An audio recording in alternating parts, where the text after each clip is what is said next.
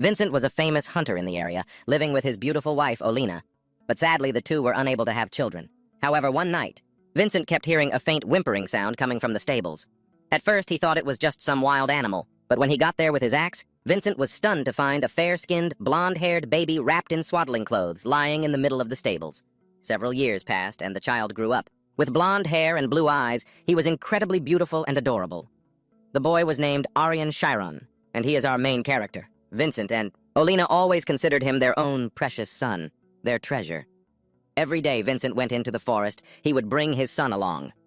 While he chopped wood, Chiron would be engrossed in reading the magic books his father bought for him. Theirs was a warm and happy family. But the other children in the village didn't seem to like Chiron very much. The reason was pretty ridiculous. He was always engrossed in his books, plus he was very skinny and looked as delicate as a girl. Nothing like Vincent's tall and burly frame. The village gossips would often whisper that Vincent and his wife had just found Chiron somewhere. And of course, because of that, the other children in the village knew about it too. Even though it was true that Chiron was adopted, Vincent couldn't stand people gossiping about the child he considered his treasure. Vincent always felt it was his fault that Chiron was ostracized by the other village kids. Of course, he couldn't just rush in and give each of them a beating, so to make up for his guilt, he could only take his son on frequent trips to broaden his horizons.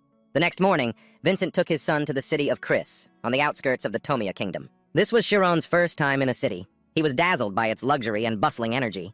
Vincent still had some business to take care of, so he had the carriage stop in front of a fruit stand owned by an acquaintance named Ma-an. He told his son to stay put until he got back, even though Chiron was usually very well behaved. But since it was his first time in the city, Vincent repeatedly warned his son not to wander into any shady alleys or run into any nobles. Only then did he drive the carriage away. Chiron stayed at the fruit stall and tried to make himself useful by writing a sign for Ma-an. The man seemed surprised that a country boy like him knew how to read and write. He also seemed very smart and clever. As Ma-an was admiring the beautiful child, Chiron suddenly asked curiously, "Mr. Ma-an, sir, do you know about magic?" "What, law? No, I said magic!" Chiron excitedly held up the big magic book Vincent had bought for him. Ma-an chuckled. Kids will be kids, always interested in such fantastical things. Things like dragons, heroes, and sorcerers. But seeing the hopeful sparkle in Chiron's eyes, Ma-an didn't have the heart to disappoint him, so he pointed to the alley in front of them. "I don't know much about magic myself, but there are a lot of books about it over there." Chiron followed Ma-an's finger, and his eyes immediately lit up. Beyond the alley was a large bookstore. With Ma-an's permission, he immediately dashed towards it. However, after he entered the bookstore, Chiron was stopped by the haughty owner. She wouldn't let him touch the books on the shelves, saying, "These expensive books aren't for poor brats like you." Just then, the shop welcomed a distinguished customer. The shopkeeper called him head butler, though it was unclear from which prestigious family. But while she was busy with him, Chiron quickly flipped through a few books on the shelf. He discovered their contents weren't very interesting at all. As he listlessly left the shop, he happened to see a man walking by carrying a crate of books. Chiron was a book lover, so he immediately ran after the man. But what shocked him next was that the man brazenly dumped the entire crate of books into a pile of trash. "So this is where Dad gets my books." Chiron stood there, stunned for a few seconds.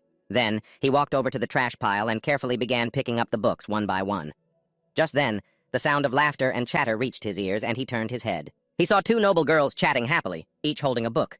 Chiron couldn't help but wonder what was so different between them and him. Why did Dad warn me not to run into nobles? And why could they freely read any book they wanted, but he couldn't? Lost in these thoughts, Chiron unconsciously started following the two girls. But before he could catch up, a tall guard stopped him.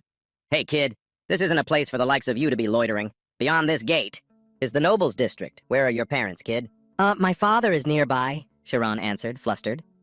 Just then, another guard walked over. He took one look at Chiron and found him suspicious, since he didn't look like the local children. They figured Chiron was either an orphan or working for some thieves, so they tried to drag him away for questioning. But quick as a flash, he slipped out of his coat and escaped. Chiron hid behind some bushes, his hair a mess and his clothes filthy. Still, he felt lucky he hadn't been caught. Just as he was about to grab his shoes and head back to Mr. Ma-an's, Chiron heard a voice from behind a large wall. "All right, now we shall discuss the topic. What is magic?" "No, Headmaster, show us some fire-breathing," a few people replied with great excitement. Chiron looked up at the wall, which was 2 or 3 times his height, and of course he couldn't see a thing. Wait a minute.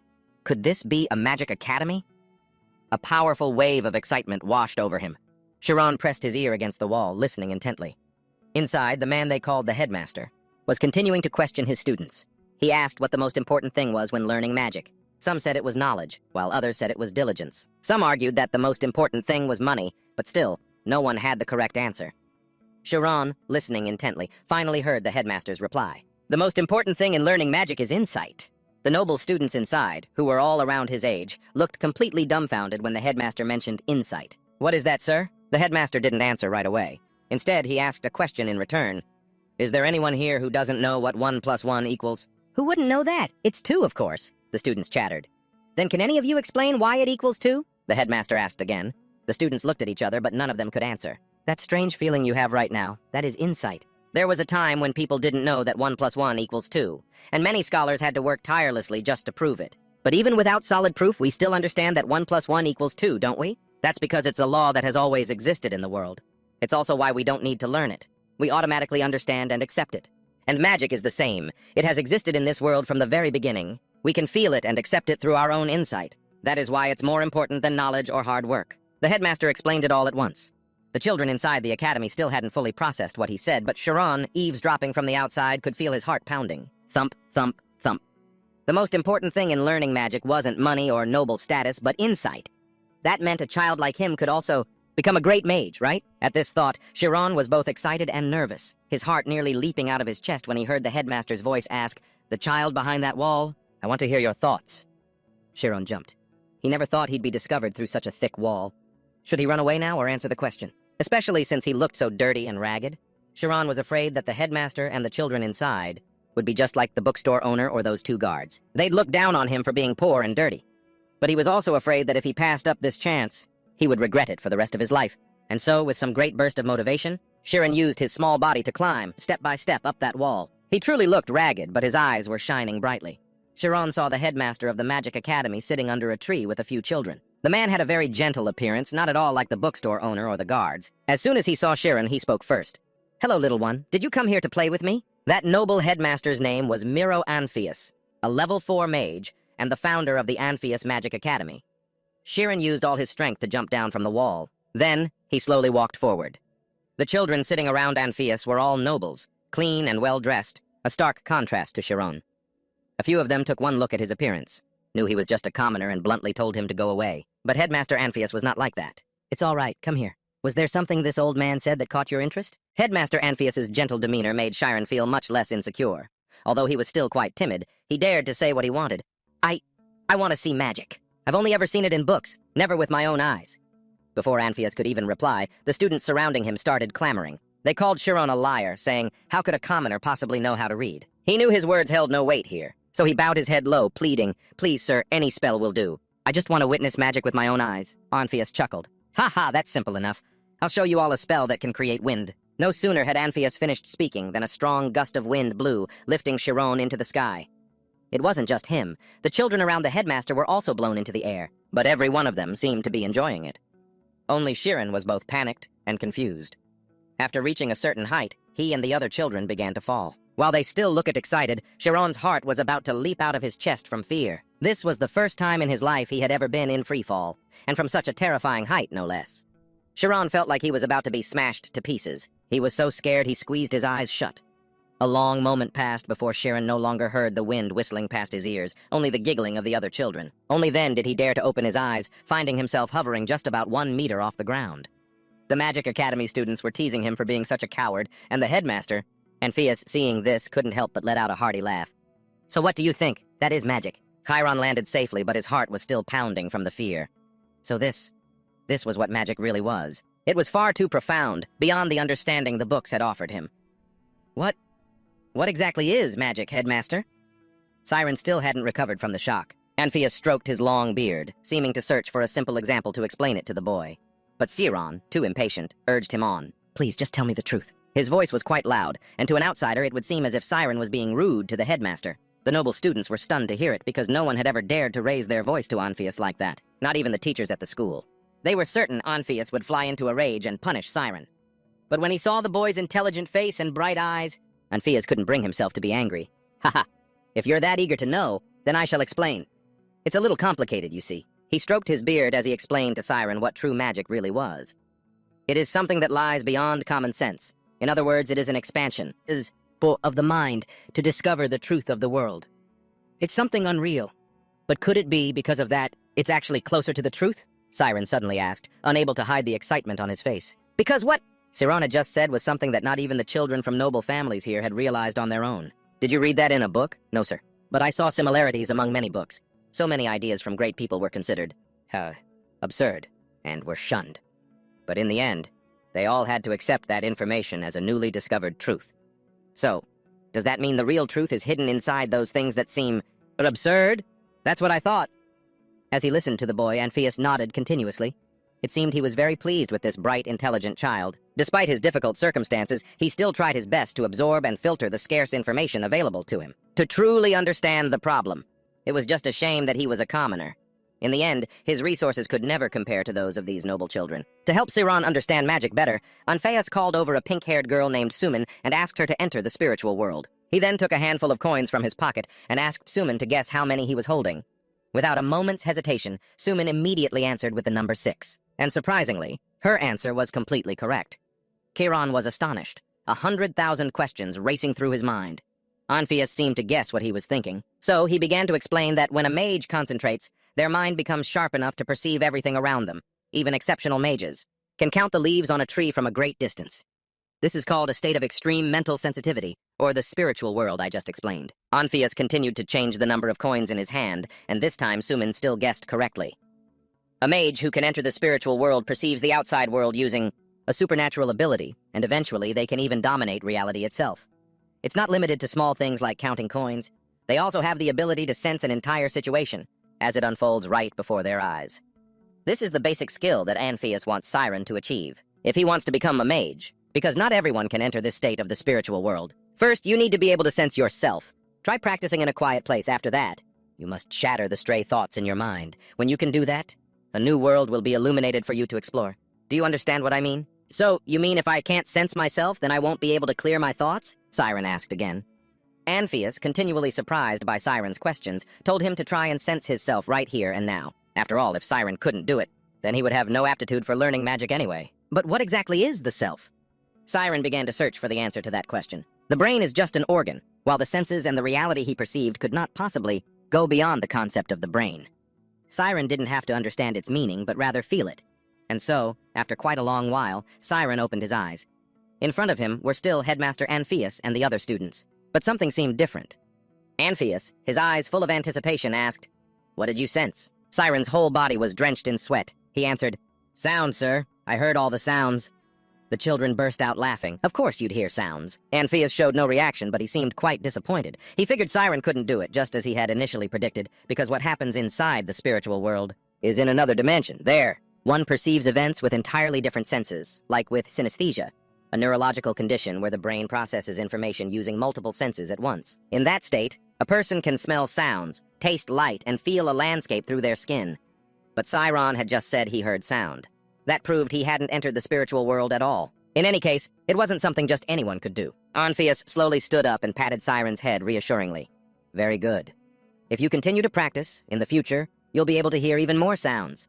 With that, Anfus turned to his students and said, "All right, this special lesson has come to an end. Time to go back to school." After leaving, Anfus couldn't help but feel regretful, because finding a child as intelligent as Chiron was no easy feat. He just felt that if the boy had been born into a noble family and had been taught from a young age, his achievements would probably far surpass those of these other children. As for Chiron, he climbed back over the wall to the outside, but his mind was in utter turmoil, because he knew that he had just entered the spiritual world. Chiron had only told Anfus that he heard a sound, but he didn't tell him everything that came after. That after that shocking sound, he felt as if he had been torn into hundreds of pieces and scattered across the world. He felt he was no longer a small entity, but that he was the entire world itself. That feeling made tears stream down Chiron's face unconsciously. He couldn't help but tremble before the sheer vastness of this world. It was just for a brief moment, but Chiron had truly escaped his own body and become one with the world. He ran headlong as if trying to vent the feelings inside him, and because of that emotional turmoil, Chiron accidentally slammed right into a passerby, only he fell backward as the other person was quite large. Chiron frantically apologized, but it seemed the other person had no intention of letting him go. There were a few others with him, and the one he'd bumped into immediately grabbed him by the collar. "Are you crazy or something? When you bump into someone, you have to pay up, right?" I'm sorry. Chiron was so scared he started to stutter. "Just saying sorry isn't enough. You're from the Wolf Guild, aren't you? Did you come here to take my life?" Chiron didn't understand what this Wolf Guild the man was talking about was, but if things continued like this, at best he'd get a beating, and at worst he'd lose his life. In his panic, he heard a female voice call out, "What are you all doing? Is something interesting going on, Miss Amy?" Why are you here? Are you bored again? That thug quickly turned to greet the newcomer, but his hand never let go of Siren's collar.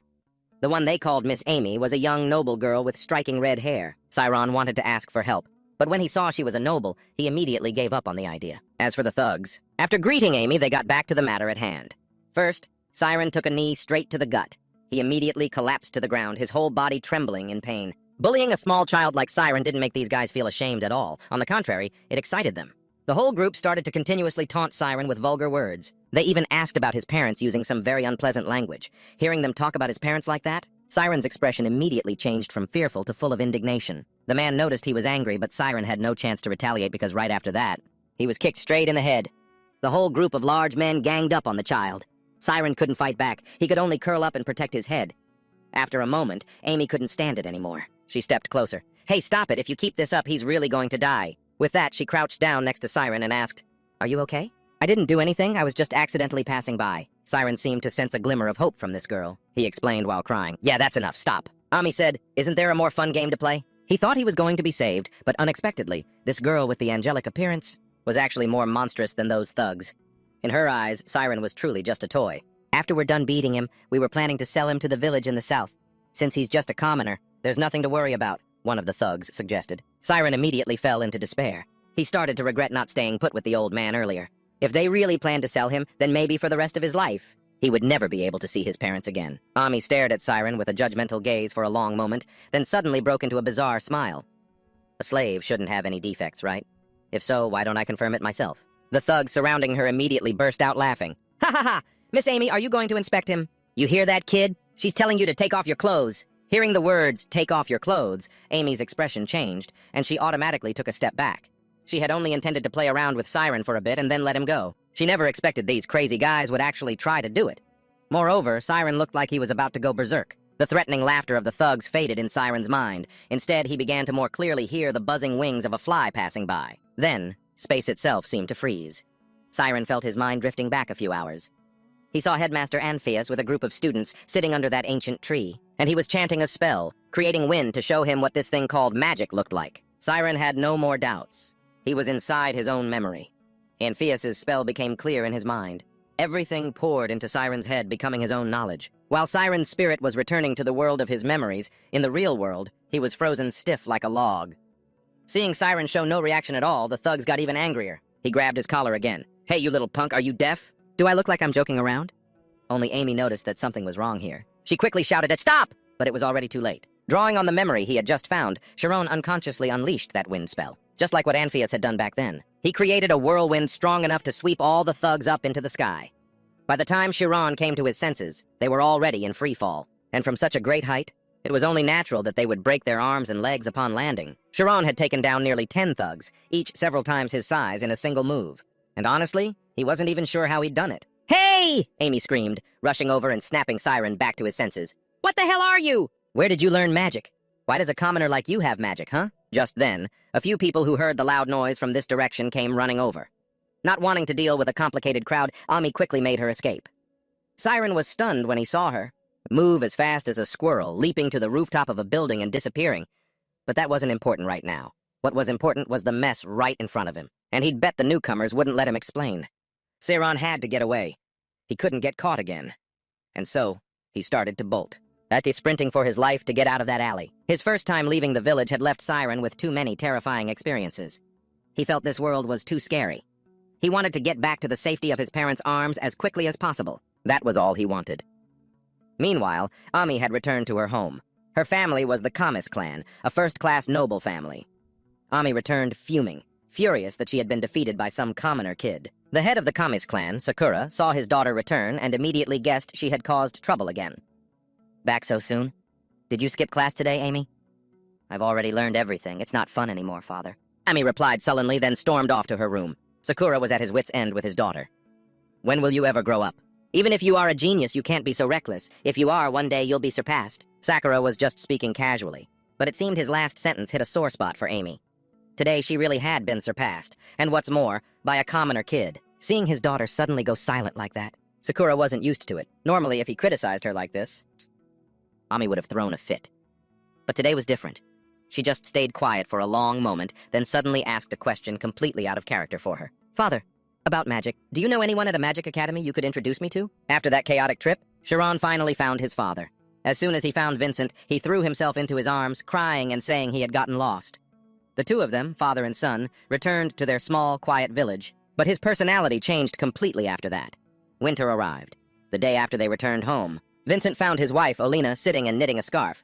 She said that Chiron had gone to the logging area to chop more firewood, even though it was snowing heavily.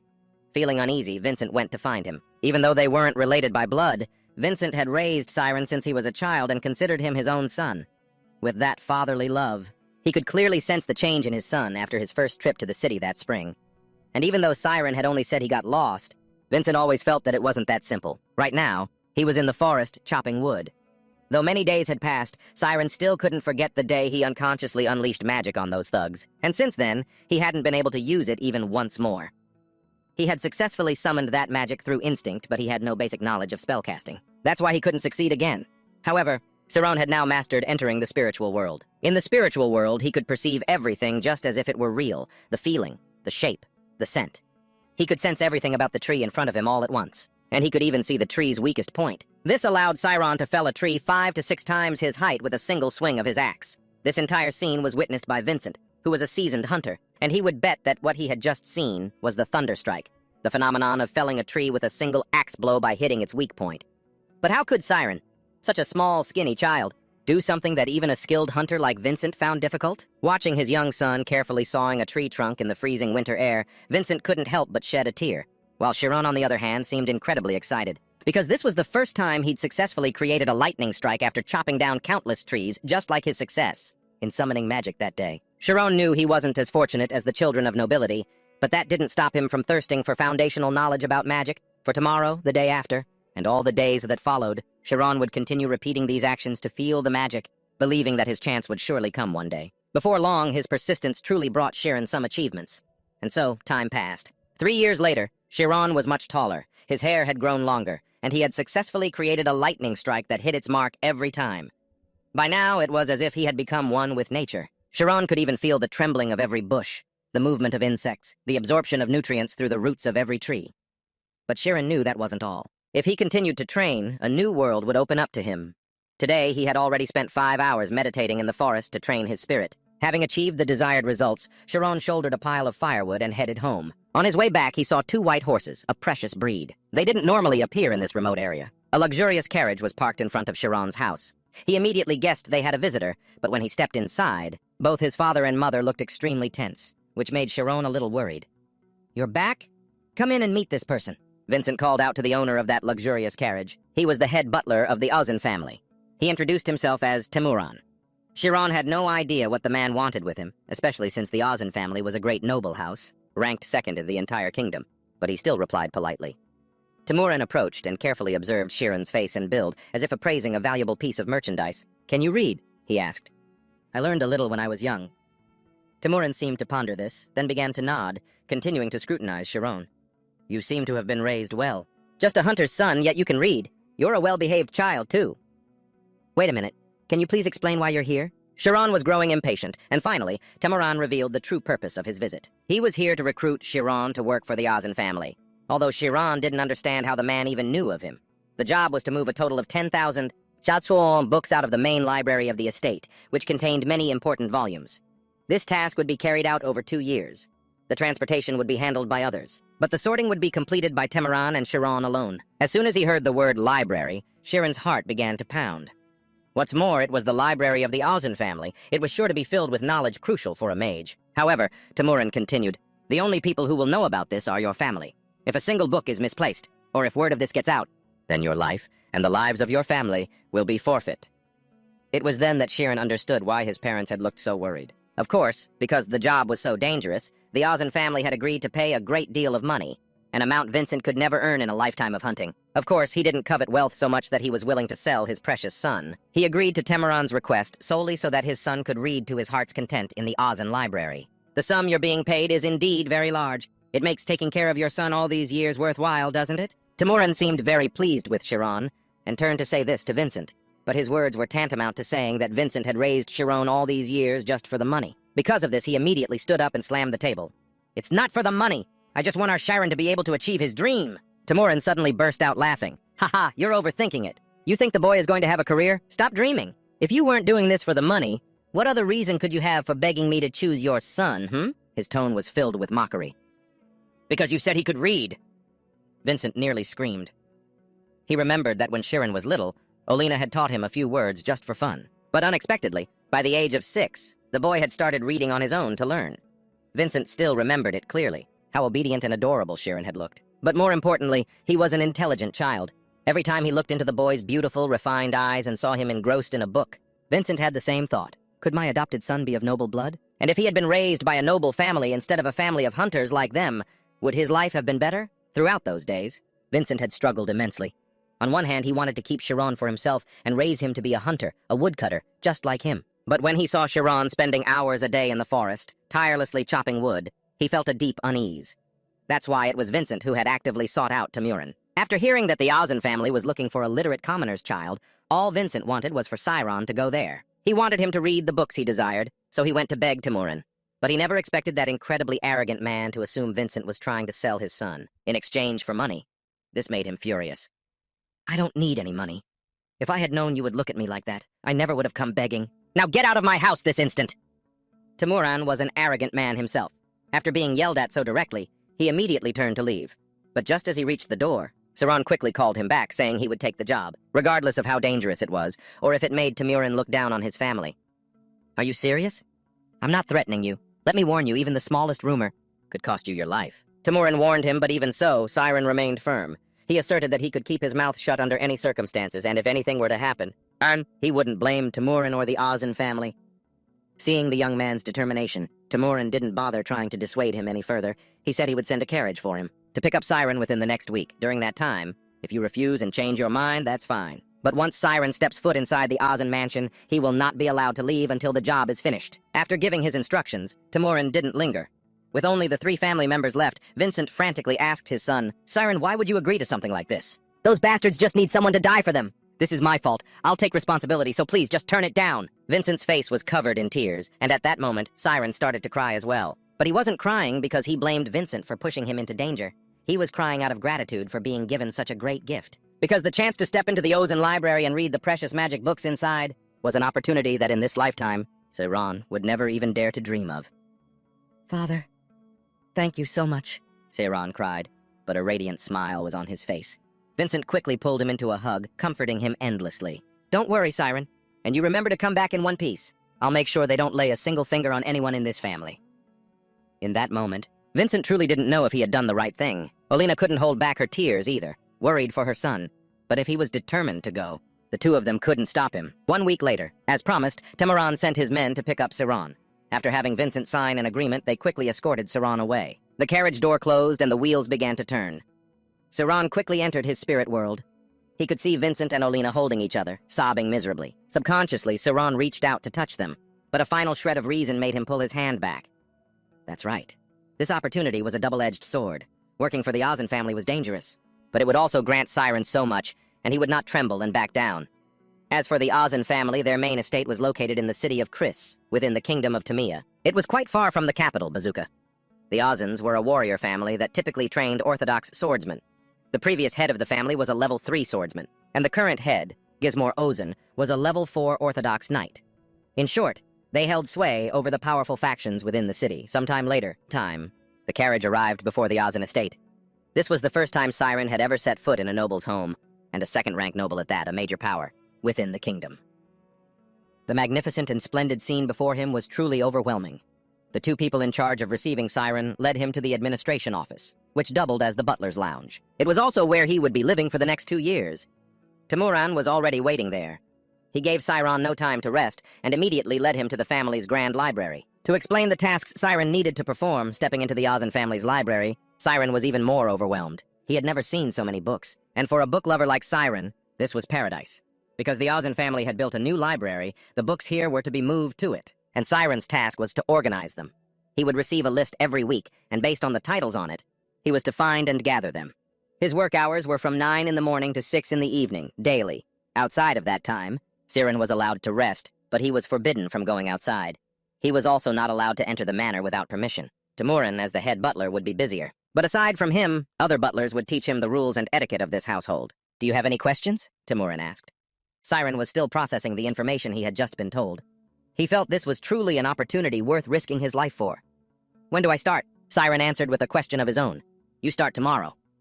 And just like that, the next morning, Chiron changed into a pristine butler's uniform, took the list, and headed to the Grand Library. After a night of racking his brain, he finally understood why the great Ocean family would hire only one person to handle the job of organizing books. It was probably because they needed a consistent standard for book arrangement. For example, if you needed to shelve a book called The History of Swordsmanship, everyone would have a different opinion about whether it should be placed in the professional swordsmanship section or the comprehensive history section. And another thing, Chiron realized while experiencing these shelving systems was that all knowledge is interconnected, and the core element that links them all is history. Knowledge is gradually built upon a straight line called history. History is the very backbone of knowledge. After studying history thoroughly and using it to reinforce other fields, Chiron's reading speed also increased significantly. Among the 10,000 books here, about 850 were history books, and he planned to read all of them within his 2 years here. This was to achieve his greatest dream of becoming a mage. Time passed by slowly, and Chiron adapted to his work very quickly. That evening, while sneaking in some reading in the library, Chiron heard footsteps. It was Timurin, along with a vice butler. Chiron quickly put away the book in his hands, because after all, him reading books here was against the rules. Have you finished organizing everything? Working overtime again, are you? Yes, sir. Chiron hurriedly stood up straight and answered seriously. Timurin didn't suspect a thing, only reminding Chiron not to overwork his body since he still had 2 full years in this library. And most importantly, he had to take full responsibility for everything he did. If he let fatigue cause him to make a mistake, his head might roll before he even knew it. After leaving a new list, Timurin left. But after a few steps, he suddenly turned around and walked straight back to Chiron, making him extremely tense. What is this? Don't tell me he found out that I was secretly reading the library's books while working overtime. But fortunately, Timurin only came over to adjust the bow on Chiron's collar. It's not just butlers who come to this library, the head of the family and the young masters visit as well. Pay attention to your uniform and make sure you're not tarnishing the Ocean family's reputation. Timurin also reminded Chiron to get his long hair trimmed. After that, he truly left. Chiron breathed a sigh of relief. He started thinking about tying his hair up, like his father. But in reality, there was something more pressing to think about. The knowledge in the books was too difficult. After Timurin and the vice butler left, Chiron once again began to struggle with the massive amount of information. He originally wanted to just memorize it quickly, but if he wanted to access the knowledge of a book at any time, Chiron had to clearly understand every single event within it. And so, he tried to cram more words into his head, but he had already been working his tail off all day. Very quickly, Chiron couldn't fight off the drowsiness any longer and slumped over the table. Once he was sound asleep, a hand reached out and picked up the book he was reading.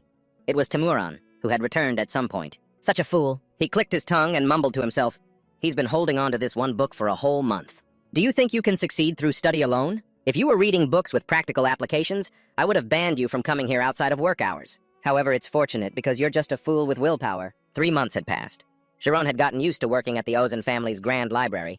He had also learned many other things from the maids after 3 months of work. Chiron also realized something. The nobility didn't actually care if 1 or 2 books went missing.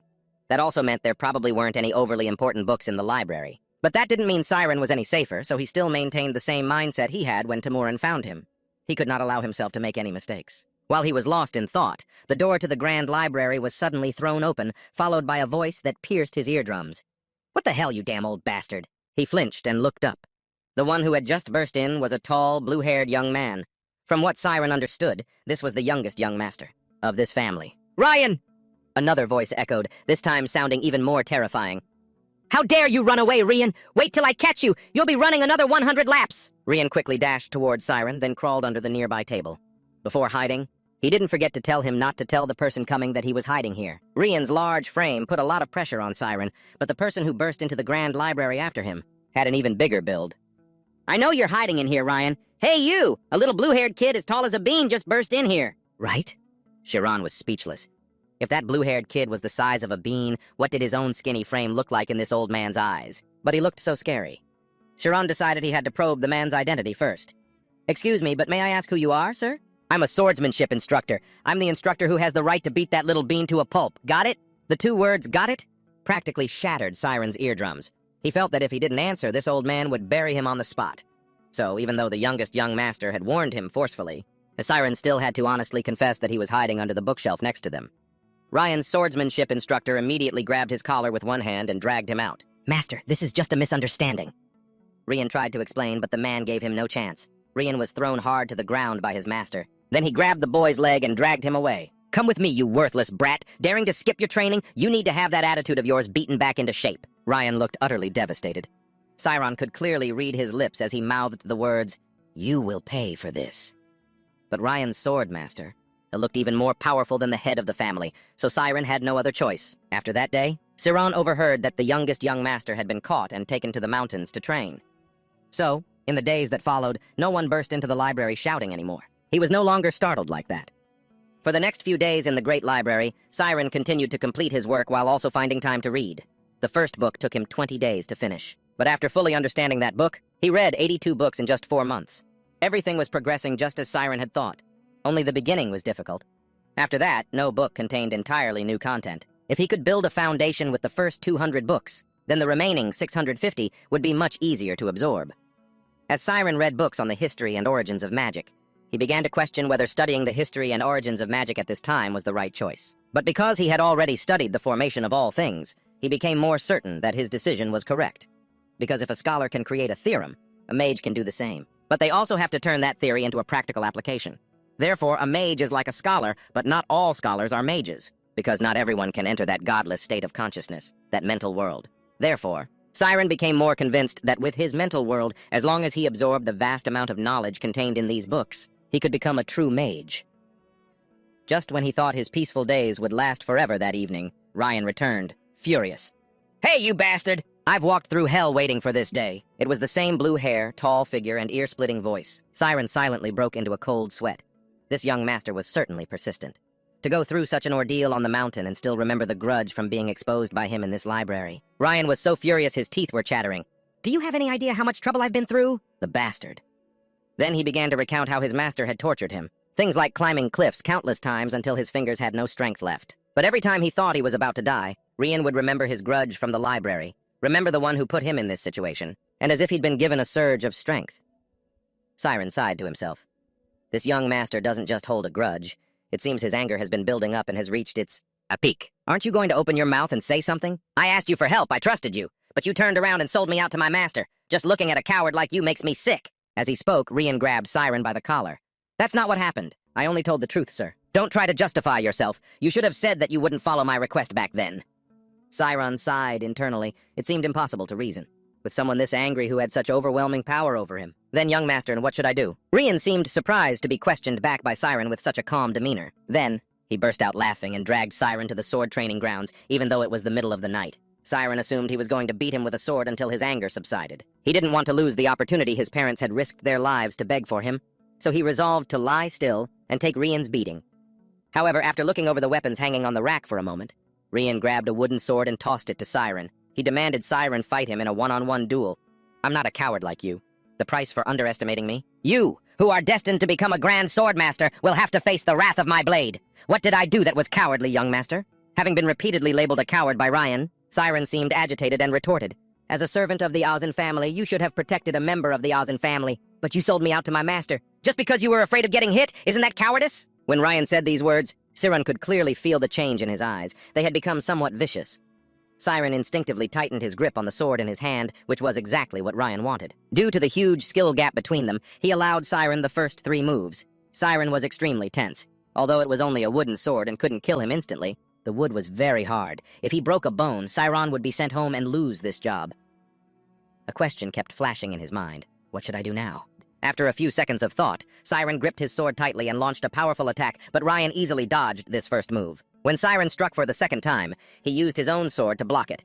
Unlike Chiron's trembling grip, it was clear Rian had a much better grasp of the fundamentals. His strength was also far superior. Sweat was already dripping down Chiron's neck. He had only one chance left to attack his opponent, and if he failed this time, Chiron would lose completely. He focused his mind completely and entered his spirit realm. Within this spiritual domain, Chiron could sense the weakest point on his opponent's sword. Just like the times he had successfully created the thunder strike while chopping firewood, Chiron immediately launched his attack after identifying the target. Rian instantly raised his sword to defend. He even sneered at him because his attack posture was so ridiculous. However, when Chiron's sword came down, Rian couldn't smile anymore because the sword in his hand was instantly struck, shattered into many pieces. Rian looked absolutely horrified. He stared blankly at the sword in his hand for a long time. Chiron's sword had also broken, but he had succeeded. Rian had given him 3 moves. He had used the first to feel out his opponent's strength, the second to calculate his timing, and the third to execute his plan. This was the thunder strike he had been practicing for the past 3 years. Rian's voice trembled as he spoke. Where did you learn swordsmanship? This isn't swordsmanship, this is just the thunder strike, Chiron answered honestly. Seeing Rian's confused expression, Chiron even kindly explained that his father was a hunter and that he had followed him to chop trees in the mountains since he was a child. Because his physique was too weak, he couldn't chop wood the normal way, and so he figured out this move to make chopping wood easier. As for thunder strike, that was just the name the lumberjacks gave it. The more Ryan heard, the more bewildered he became. Such a powerful strike was figured out by his opponent while chopping wood?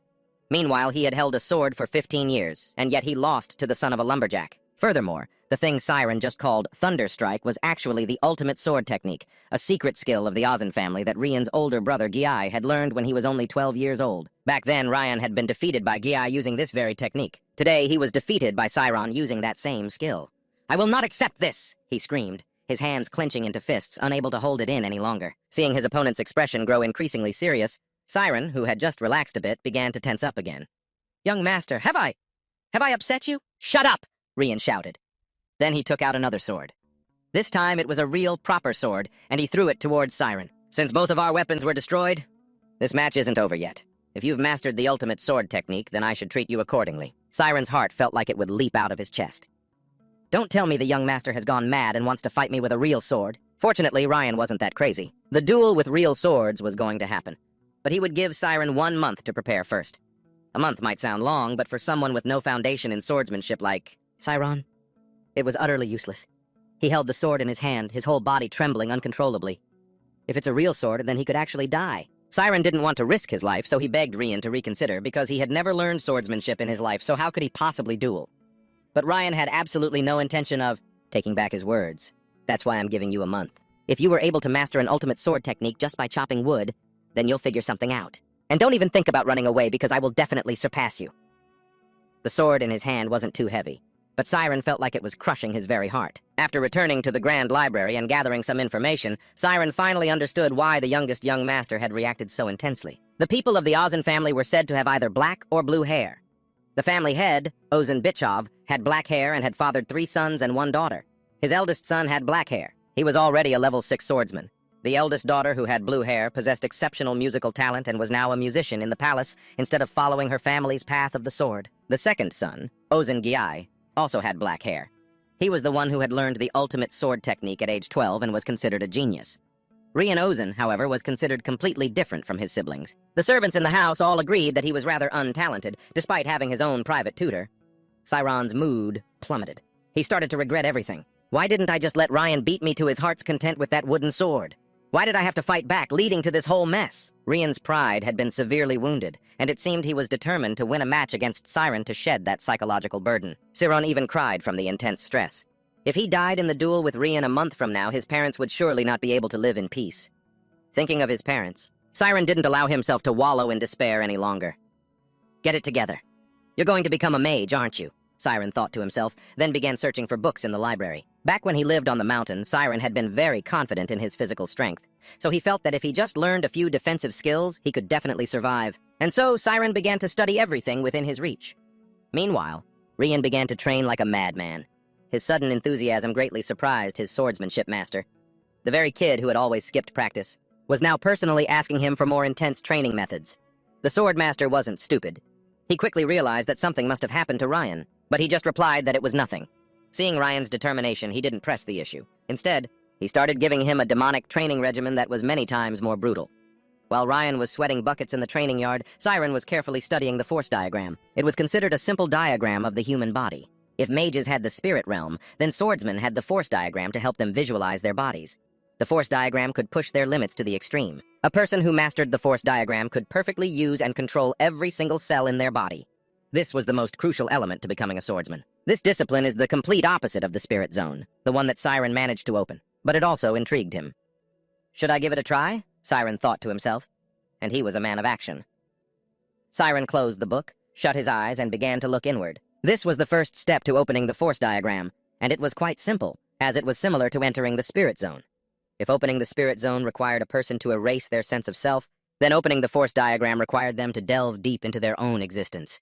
In truth, Chiron didn't want to pour all his effort into the force diagram, since it was the antithesis of the spirit zone. So, he shifted his focus to learning some basic swordsmanship skills, using his existing spirit zone as a foundation. Chiron carried a pile of sword technique books out to the backyard. He started with the very basics, the 8 directions of the slash. Meanwhile, Rian was pushing himself so hard in his training that even his swordsmanship instructor was getting scared. He had never seen his student this agitated, despite having taught him since he was a boy.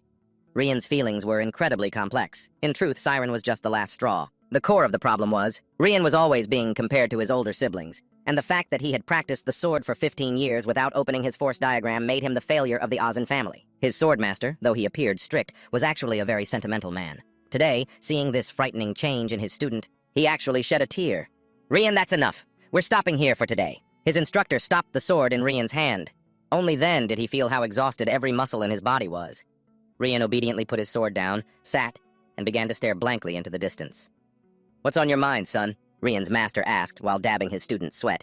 "I'm thinking my arms are about to fall off," Rian answered. "I never knew you could try so hard. But I think you've done very well. Have you ever considered what you're best at?" he suddenly asked. "I don't know," Rian replied. "I only know the things I'm bad at." That's exactly right. That's why you're not a genius." Rian bristled, thinking his master was mocking him.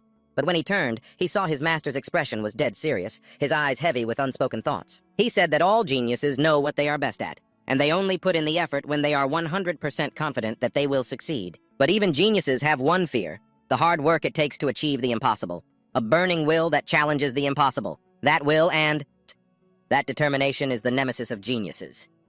"Thank you, Master," Rian said with a wry smile.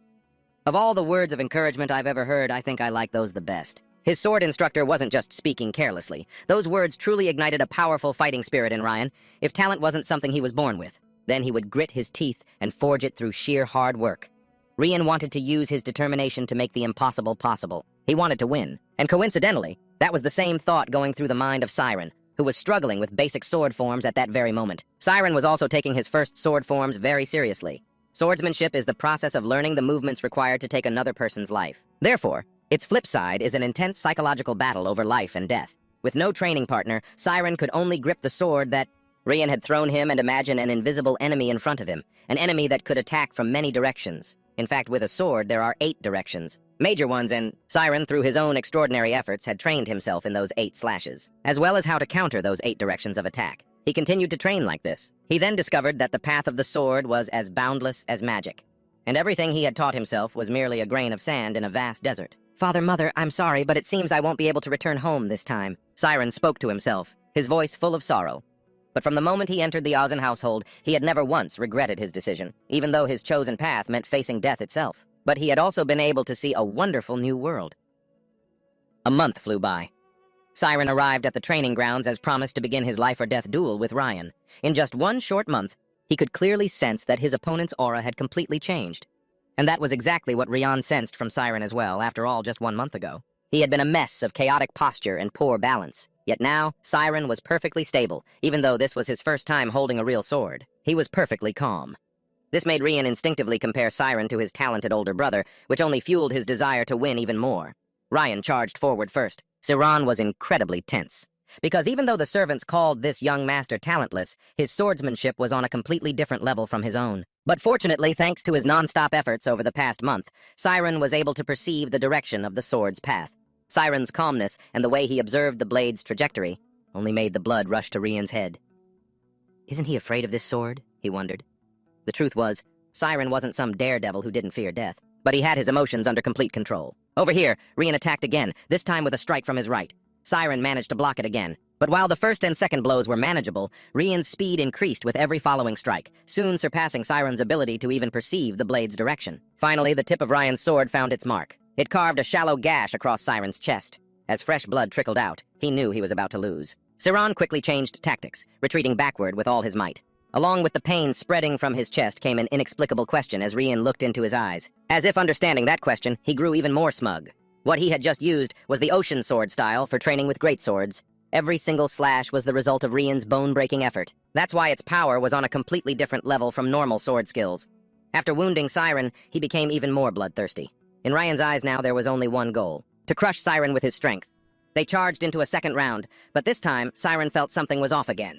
If Rian had slashed upwards after striking his chest, Chiron would have been cut on his flank. But Ryan's follow-up attacks didn't seem to be finishing blows. This meant his understanding of swordsmanship was lower than Chiron had thought. Ryan could swing a sword skillfully, but he didn't understand how to use his techniques effectively. This was the opening Chiron needed to turn the tables. He immediately changed his battle plan by putting all his strength into an attack. Chiron had learned the basic sword swings, so his strikes were relatively clean, and Ryan was truly stunned once more. Why is he suddenly attacking? Shouldn't he be exhausted by now? He was utterly bewildered, asking himself these questions. And Ryan became even more confused when it was clear that the techniques Chiron was using were quite simple, yet he couldn't block them. Ryan, who had been on a frenzied offensive, was suddenly forced onto the defensive. Noticing his opponent's stamina gradually draining with each clumsy block, Chiron's hope of preserving his humble life grew stronger. He just needed to persevere. If he could maintain his stamina and keep up this offensive rhythm, he could win. Meanwhile, Ryan's mental state was in turmoil. Chiron's overwhelming pressure caused a ghost from the past to reappear in his mind. Ryan remembered his older brother, Ji, the one his father hailed as a genius, the same one who had defeated him with a fatal sword technique. He recalled his brother's arrogant, satisfied smile upon defeating him. Ryan's anger erupted once more, and he directed all of it at Chiron. This sudden loss of composure made Chiron think he had given up. But right at that moment, a new problem arose. Ryan was indeed not calm, but that burst of rage had significantly increased the speed of his swings. It was so fast that Chiron couldn't read all of the blade's trajectories. And on the final strike, Chiron felt as if the Grim Reaper himself had come to tap him on the shoulder. But with such a strong protagonist halo, of course this old boy wasn't going to kick the bucket. Neither of them landed a hit, because Ryan's sword had been sent flying by Chiron's own blade. He stood there, dazed and confused. Chiron, on the other hand, was so tired he could barely breathe. Ryan could see clearly what happened in that final exchange. Chiron had read the path of his sword, and in an instant had changed his grip. The tip of Chiron's sword pointed upward, meeting Ryan's downward slashing blade head-on. With all his remaining strength, he had defeated Ryan by knocking his sword away. Chiron gasped for air. He had won, but he still couldn't believe he had actually won. And even though he had truly won, Chiron felt extremely awkward. It was a duel, yes, but his opponent was still a nobleman, and he had once again trampled on his sky-high pride. He had no idea what Ryan might do next. Chiron was tense. He couldn't imagine how crazy Ryan's next bout of anger might make him. But this time, Ryan wasn't angry. He just lowered his head and said 3 words, "I have lost." While Chiron was still processing this, Ryan scratched his head and repeated those 3 words. "I have lost." A few more times, looking flustered. "I have lost. And you have won. Since I've lost, even if you decide to take my life, I have nothing more to say." Chiron was a bit surprised. He didn't think Ryan would admit defeat so readily, let alone allow him to decide his fate. He's a noble. How could I possibly survive if I touched even a single hair on his head? "What ridiculous nonsense are you spouting, young master?" Chiron nearly shouted at Ryan. "We fought with our very lives on the line, and I have admitted that I lost." "Therefore you have the right to take my life, do you not?" Ryan replied cluelessly. "You were the only one who wanted to bet your life on this thing." "I, on the other hand, would like to live," Chiron yelled. "That means from the very beginning, I thought this duel was ridiculous. Why are you blaming and trying to corner me when you're the one who ran away from our master? Just because you didn't want to train?" The rage rushing to his head made Chiron fearless, and he bluntly criticized the young master before him. Ryan, however, wouldn't back down. He immediately activated his foul mouth to argue back. "Hold on, you bastard! Who should be blaming who, huh? This is all because you're a coward. Even if it was the first time we met and under those circumstances, you still should have respected me, shouldn't you?" "Respect my ass!" Chiron cut him off. "Have you ever considered how awkward of a position you put me in? I was caught between the son of the head of the house and his own swordsmanship master. If you were truly worthy of respect, you wouldn't have pushed a humble servant like me into a situation like this." The more Chiron spoke, the more worked up he got, unleashing all his pent-up frustration to scold Ryan to his face. To be honest, this young master was a real piece of work. He only wanted to challenge Chiron because of his own inflated pride. It was for his own honor not to push Chiron to his death. But Chiron truly thought this was it for him, that he was a goner. After scolding Ryan for a good while, he was so exhausted he collapsed onto the ground. Across from him, Ryan had just been chewed out by a family servant so thoroughly he didn't know what hit him. But strangely, he wasn't angry at all. In that moment when Chiron had his outburst, Ryan felt that the cold, calm warrior he had just faced had vanished. In his place was a teenager who was only around his own age. And the most important thing was, even though Ryan felt Chiron was definitely a genius, he hadn't mocked Ryan the way Jai had. Instead, Chiron had just fought him with all his might. It was partly to protect himself, but also to respect his opponent. Because of all this, Ryan had started to see the teenager before him in a different light. "What is your name?" he suddenly asked. Chiron." Chiron didn't know what the other boy was getting at, but he answered hesitantly. "And I am Ozen Ryan," Ryan declared loudly. Chiron was once again confused. Who didn't know that this blue-haired youth was Ozen Ryan? And his confusion reached its peak when Ryan suddenly extended a hand to help pull Chiron up. Along with it came a proposition. Let's be friends. And that was how the duel between the two ended. Chiron returned to his work.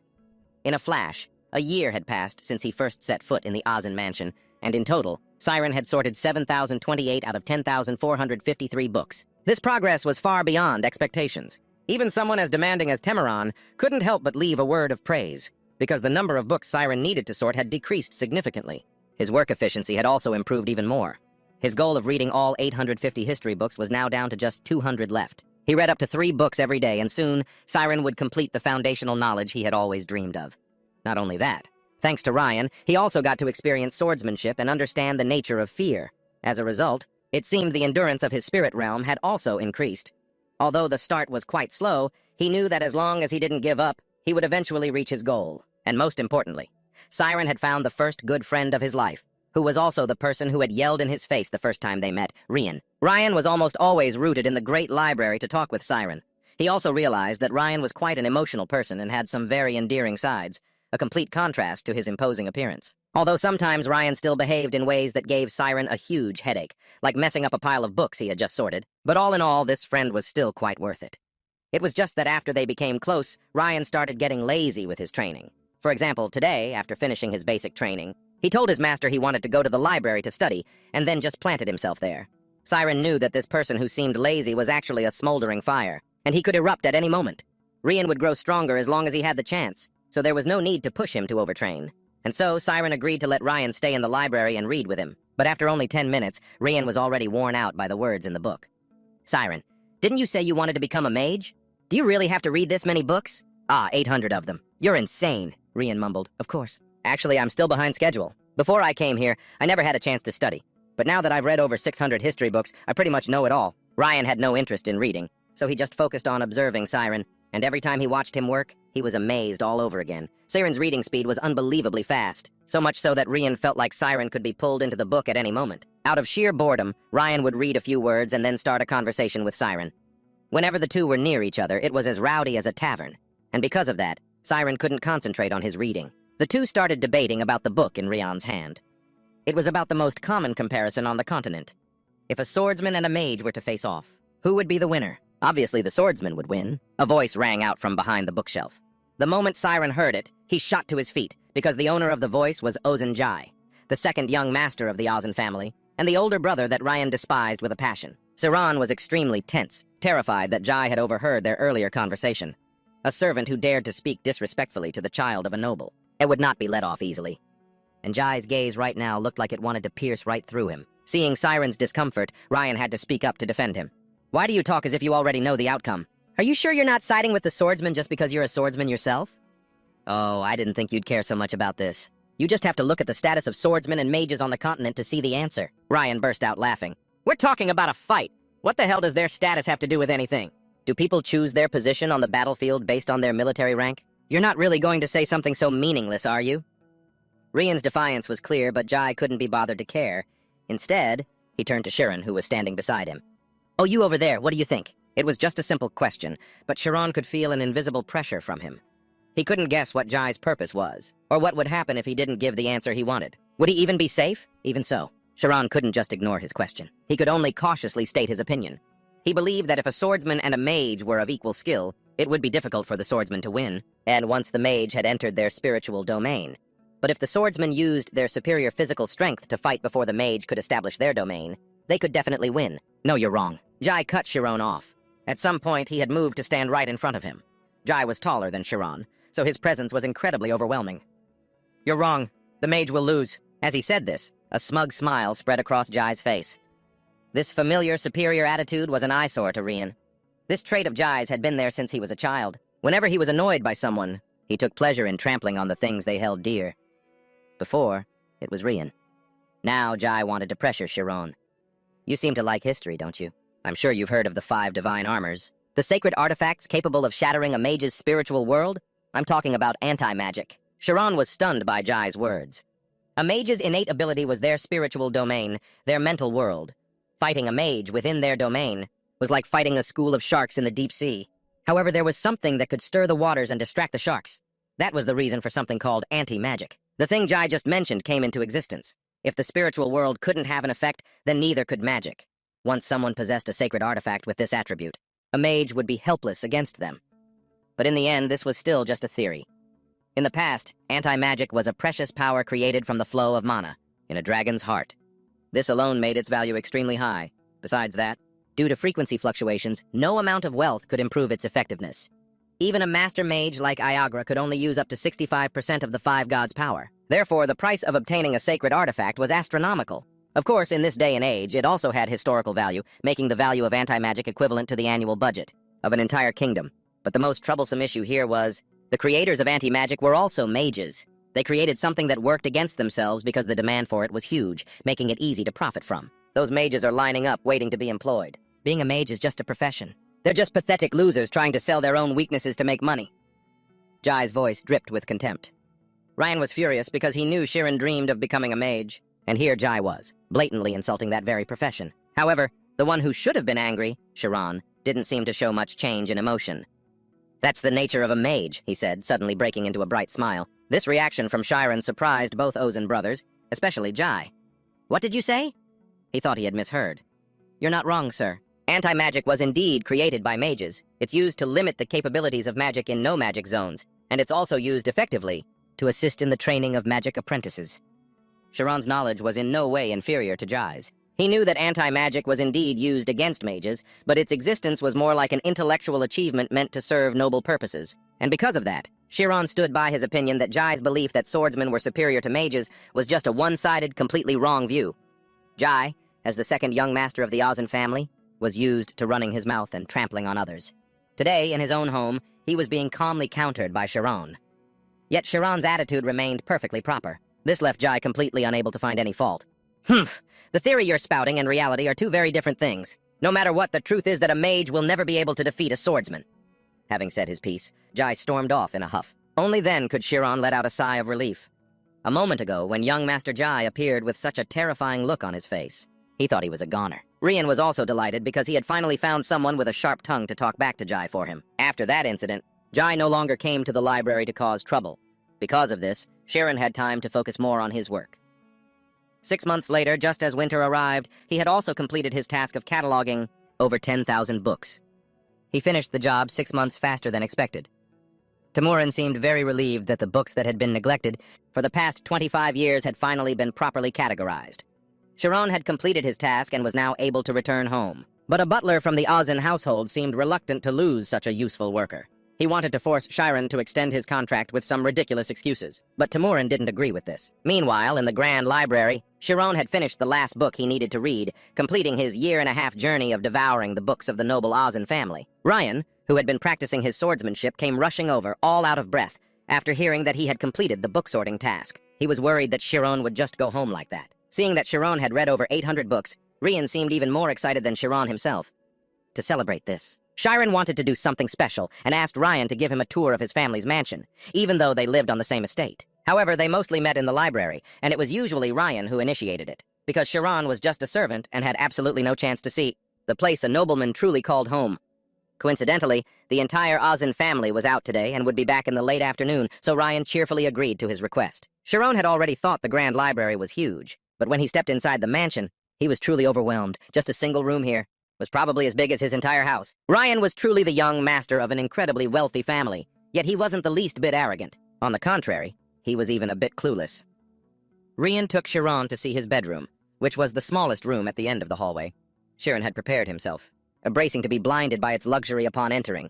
But the truth was, Ryan's bedroom was much simpler than the other rooms. More importantly, it was filled with training equipment and swords. As for the bed, that messy thing looked more like a temporary resting spot after practice. Chiron couldn't believe his eyes. A young master like Ryan living in such a simple place? You really can't judge a book by its cover. After the tour, Chiron and Ryan decided to play some poker. But Ryan kept whining about losing. "You're cheating with that spirit zone of yours, aren't you?" "What? Who do you think I am to resort to such a dirty trick?" With that, Chiron revealed to Ryan how he'd been guessing his cards, which was how he was winning. "You have a habit of putting your aces on the outside, and the way you bet when you have a pair is also pretty easy to spot." Ryan, having been called out, just wanted to throw a tantrum right then and there. Your observation skills work best when you clear your mind of any one particular thought. So when you observe an opponent, you should watch all of their actions. Then you can guess what they're thinking. Chiron was sincerely giving Ryan pointers, hoping he would soon break through to a new limit for himself. But he never expected that Ryan would doze off before he even finished 2 sentences. Chiron was about to return to his room when he heard the melodious sound of a piano. The melody, the tone, the warmth, everything was controlled perfectly by the player. Chiron unconsciously followed the music. He knew there was only one person in the world who could play at such a level. It was Rian's older sister, Vina Ozen. "What do you think of my sonata?" After the music stopped, Vina suddenly asked, making Chiron, who was hiding behind the tall door, jump in fright. Seeing that she had discovered him, he stopped hiding and walked right up to her. I think it was wonderful." Chiron's mood immediately became tense again. Perhaps it was because he was in front of a nobleman's daughter, or perhaps because Vina was so beautiful. "Hello. This is the first time we've met. Are you a new hire?" Vina continued to ask. "Ah, yes, miss. I'm in charge of sorting the books in the library. It's been a year now." Vina let out an "oh," because she had heard of Chiron's name before, as the brilliant child who could single-handedly sort over 10,000 books. "If that's the case, have you ever played the piano before?" Chiron really wanted to refuse. Other than Ryan, he didn't want to get involved with any other nobles. Moreover, Vina was an expert at channeling power into her performance, and Ryan had once said that his sister had the worst personality in the entire mansion. Because of that, Chiron looked very hesitant when he replied, "No, miss." "Then let me teach you. Come here." As she spoke, she placed one hand on the piano keys and patted the spot next to her with the other. He was stunned by her invitation, and sweat began to form on his forehead. He was incredibly tense, his mind screaming, "What? Sit there?" Vina, perceptive, noticed his tense expression. She calmly reassured him, "It's all right. I've given you permission so no one will blame you." He pressed his lips together, hesitating. His mind was in turmoil. "She's so insistent, and I'm in no position to refuse." Helpless, he had no choice but to sit down, feeling tense and nervous. Yet his heart was also pounding with excitement. He told himself, "Besides, when will I ever get another chance to sit in front of a piano?" He sat and listened seriously as she taught him the basics of music. She enthusiastically and patiently guided him through each note. Now, these notes are do, re, mi, and the symbols on the sheet music are model. She asked him to try pressing all 3 of these keys down at the same time. He quickly did as she said. His 3 fingers gently pressed down together. A sound rang out, making him a little flustered. The soaring, clear sound stirred his heart. He exclaimed, "What a beautiful sound." She turned to look at him, surprised, and said, "That's a good start." His mind was now in an indescribable turmoil. He was embarrassed, his eyes unable to hide his awkwardness. "I'm sorry if this is too much to ask, but could I try playing?" She was very surprised by his request, but she didn't hesitate and agreed immediately. Of course. Chiron bowed his head, realizing his behavior was somewhat presumptuous.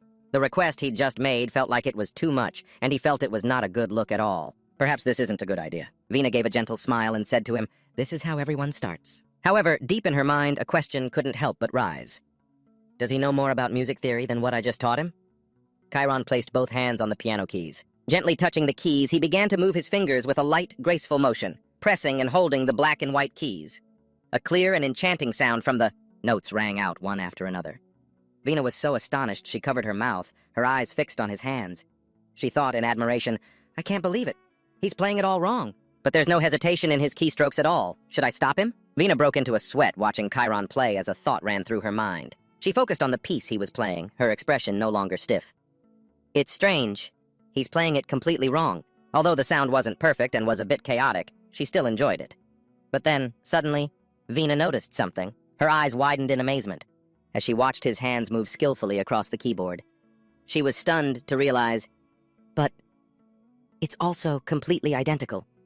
Chiron seemed to melt into the melody of the music. In that moment, she realized that he could perfectly imitate the feeling of the piece she had just played. The synchronicity in every note truly astonished and bewildered her. His eyes suddenly glowed with an emerald light. Chiron seemed to fall into a matrix of musical notes. He and she sat in the center, the dim light creating a magical and captivating space. Under his deft hands, melodies and sounds continued to pour forth one after another. His hands glided elegantly and lightly over the keys, the notes seeming to dance all around them. With every key Chiron's fingers pressed down, a sparkling light appeared, further emphasizing his grace and subtlety. At this point, Vina's brows furrowed and her eyes grew serious. It was as if he was now on the right track. She thought pensively, "It's starting to sound more accurate now." His hands rose and fell, moving ceaselessly, just like a true artist. She sat, listening intently and savoring every melody he painted. Vina stared, stunned, at the man before her. What was happening right in front of her was truly hard to believe. An indescribable feeling welled up inside her. What is this? You can't even call this a performance. But it's like he can clairvoyantly feel the very essence of it. Vina observed Chiron's every gesture and action, and questions continued to form in her mind. Why is this boy a butler? Especially when he carries himself like a nobleman. He saw her pensive expression and realized, "I'm sorry, Before he could finish, his sentence was cut off by Ryan's scream. "Would you stop being so noisy, you detestable gremlin?" His shout tore through the melodious, gentle atmosphere, and Chiron couldn't help but feel a sense of dread. Sweat began to bead on his forehead. Rian had an annoyed look on his face. There was a hint of anger in his eyes. He stood in the doorway of Vina's room, scratching inside his shirt and revealing a firm six-pack body. He continued to yell, "You're home, so just rest. Why do you have to act so crazy?" Looking into the room, aside from her, the person next to her also irritated him. He looked at Chiron with surprise and confusion. "Hey, you're here too?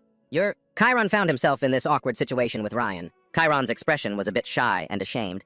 He answered awkwardly, Yes. Yes. That's right." Vina, sitting beside him, was also bewildered, not quite understanding the situation. She asked, surprised, "Huh? You two know each other?" While Ryan stood frozen, Chiron looked from him to her with an embarrassed expression. He stammered, No. Well..." He didn't know how to answer the question. He was sweating bullets as a sense of unease rose within him. Is my friendship with Rian going to be exposed? Why do I feel like I'm committing a crime? Behind them, Rian scratched himself and said nonchalantly, "Oh, Chiron." He now seemed completely awake. His eyes lit up as he introduced Chiron to Vina. "He's my friend!" Chiron looked like he'd been frozen solid with fear and collapsed to the floor. His terrified eyes stared at him. "What are you saying, Master Rian?" He was probably afraid that their friendship being exposed would not be a good thing. He grinned brightly, putting his hands on his hips and facing Vina. Ryan reassured him, "Don't worry. This gremlin witch has a nasty personality, but she doesn't care about stuff like that." Chiron's eyes widened, unable to believe what he'd just heard. His mind was in turmoil. What? How is that possible? How could she not care? As he was trying to figure out how to face her, Vina spoke up first. "So, your name is Chiron, is it?" She knelt down beside him, her attitude gentle and caring. She placed a hand lightly on his shoulder. "Don't worry. If Ryan says you two are friends, then that's fine. That kid is a bit of a pain, but he's a man of his word." Her reaction was beyond his imagination. It made him feel somewhat anxious. Vina didn't care whether he and Ryan were friends or not, but what made her most curious were his thoughts. "So, what were you thinking about while you were playing? I'm dying to know." Her words startled him. A million question marks popped up in his head.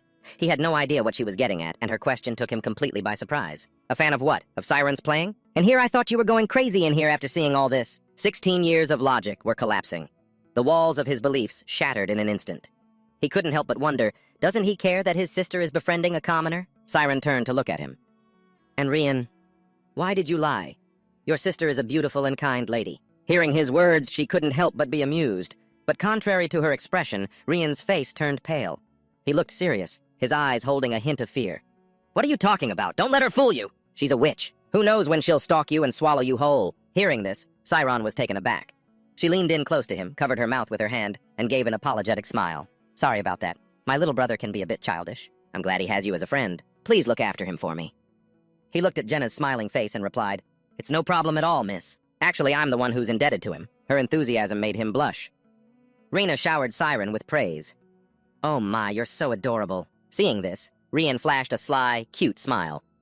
"If that's the case, why don't you keep him here? We could have him join our family while we're at it." Rena was surprised by Rian's suggestion. She gave an interested smile. "Getting so close.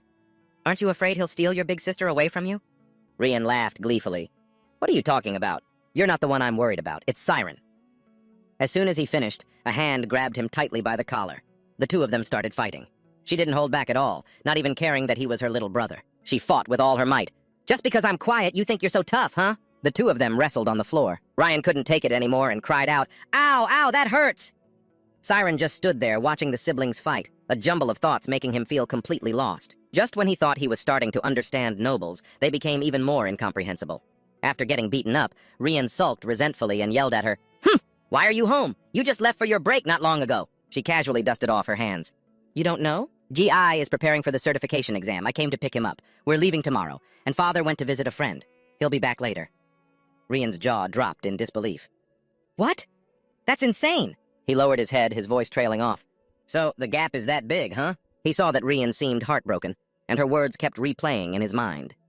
The certification exam was a standard and a requirement for mages and swordsmen to be officially recognized. Not just within the kingdom, but across the entire continent. Everywhere. Over 1,000 people attempted it each year, but no more than 30 would succeed each time. There was also a provisional license. If you graduated from a kingdom-certified academy, like the Anfus Magic Academy, You had a chance to become a 10th rank provisional mage. After earning achievement points through organizations and guilds, you could rise in rank. Hundreds, even thousands of people flocked here. The lines of people stretched so far you couldn't see the end. But wherever there's money and fame, people will naturally gather, even with just a provisional license. People still endlessly desire that certified license. That was the legendary exam GI was about to take at the age of 18. Ryan was full of awe and admiration. A genius is truly on another level. And they have the full backing of their family, too. He sighed, his mood sinking. Vina walked over to him and patted his head comfortingly. It's all right. I'm going to go prepare dinner. It's seafood from the royal palace, so I have to prepare it myself. She turned to him and gave a bright smile. It was great meeting you, Siren. Let's see each other again. He stared at her, dazed. Yes. Have a good day, miss. He thought to himself, will I ever get the chance to see her again? He remembered the scene from earlier when she taught him how to play the piano. That feeling was incredible. He didn't know if he would ever be able to see her again. Because I'm leaving the mansion tomorrow. Reyna went outside, leaving Siren and Rian behind. He turned to him and began hesitantly, Rian, your sister. Rian looked at him. Huh? Siren gazed into the distance, his eyes determined, and asked him, does she have a boyfriend? His question made Rian freeze, stunned for a moment. Seeing his expression, Siren knew he'd messed up. He quickly tried to backtrack. It's nothing! Rian grinned from ear to ear, his eyes twinkling with amusement. Siren reacted quickly to his attitude. I was just curious. Forget I asked. Besides, before he could finish his sentence, Ryan bolted out the door, yelling for Rena. Sis! Siren knew what was about to happen and shouted after him, I said it was nothing! He clenched his teeth, an anxious look on his face as he watched Rian about to run out the door. He quickly chased after him, panic flooding his heart. He cursed himself for his slip of the tongue and for feeling so sad. Meanwhile, Ryan ran outside as fast as he could, not forgetting his mission as he yelled, Hey, sis! Chiron has a question for you! Ryan stood on the upper floor, grabbing the railing and leaning over to shout, If you have a boyfriend? Rena was leading the maids to prepare the meal from the royal palace. His shout echoed throughout the hall. Rian's question rang out once more. Do you have a boyfriend? The question made everyone turn around in shock to look at him. Siren came up from behind, clamped a hand tightly over Rian's mouth and pulled him back, causing him to let out a series of muffled, surprised sounds. Upstairs, he was holding him tight and covering his mouth. The muffled, strange sounds made everyone downstairs whisper and gossip. Huh? What's going on? Are they lovers? Her heart was pounding. When the maid turned to look at her, all she could do was force a smile to hide her embarrassment and shame. She let out a laugh and said to them, They're just messing with each other, don't mind them. Vina and the maids continued on their way. As she walked, she said, Now we've finished separating the poison. Now we need to steam it. They all replied in unison, Yes, my lady. Behind a nearby wall, the head butler had been standing there for a long time. He had seen everything that just happened. He called to the person behind him, Haynes, does the young master have a guest today? The man bowed his head. Nothing was scheduled beforehand, head butler. Upstairs, Rian was about to say more, but Siren said, He says he saw you about to cause trouble again. He quickly pulled his hand back.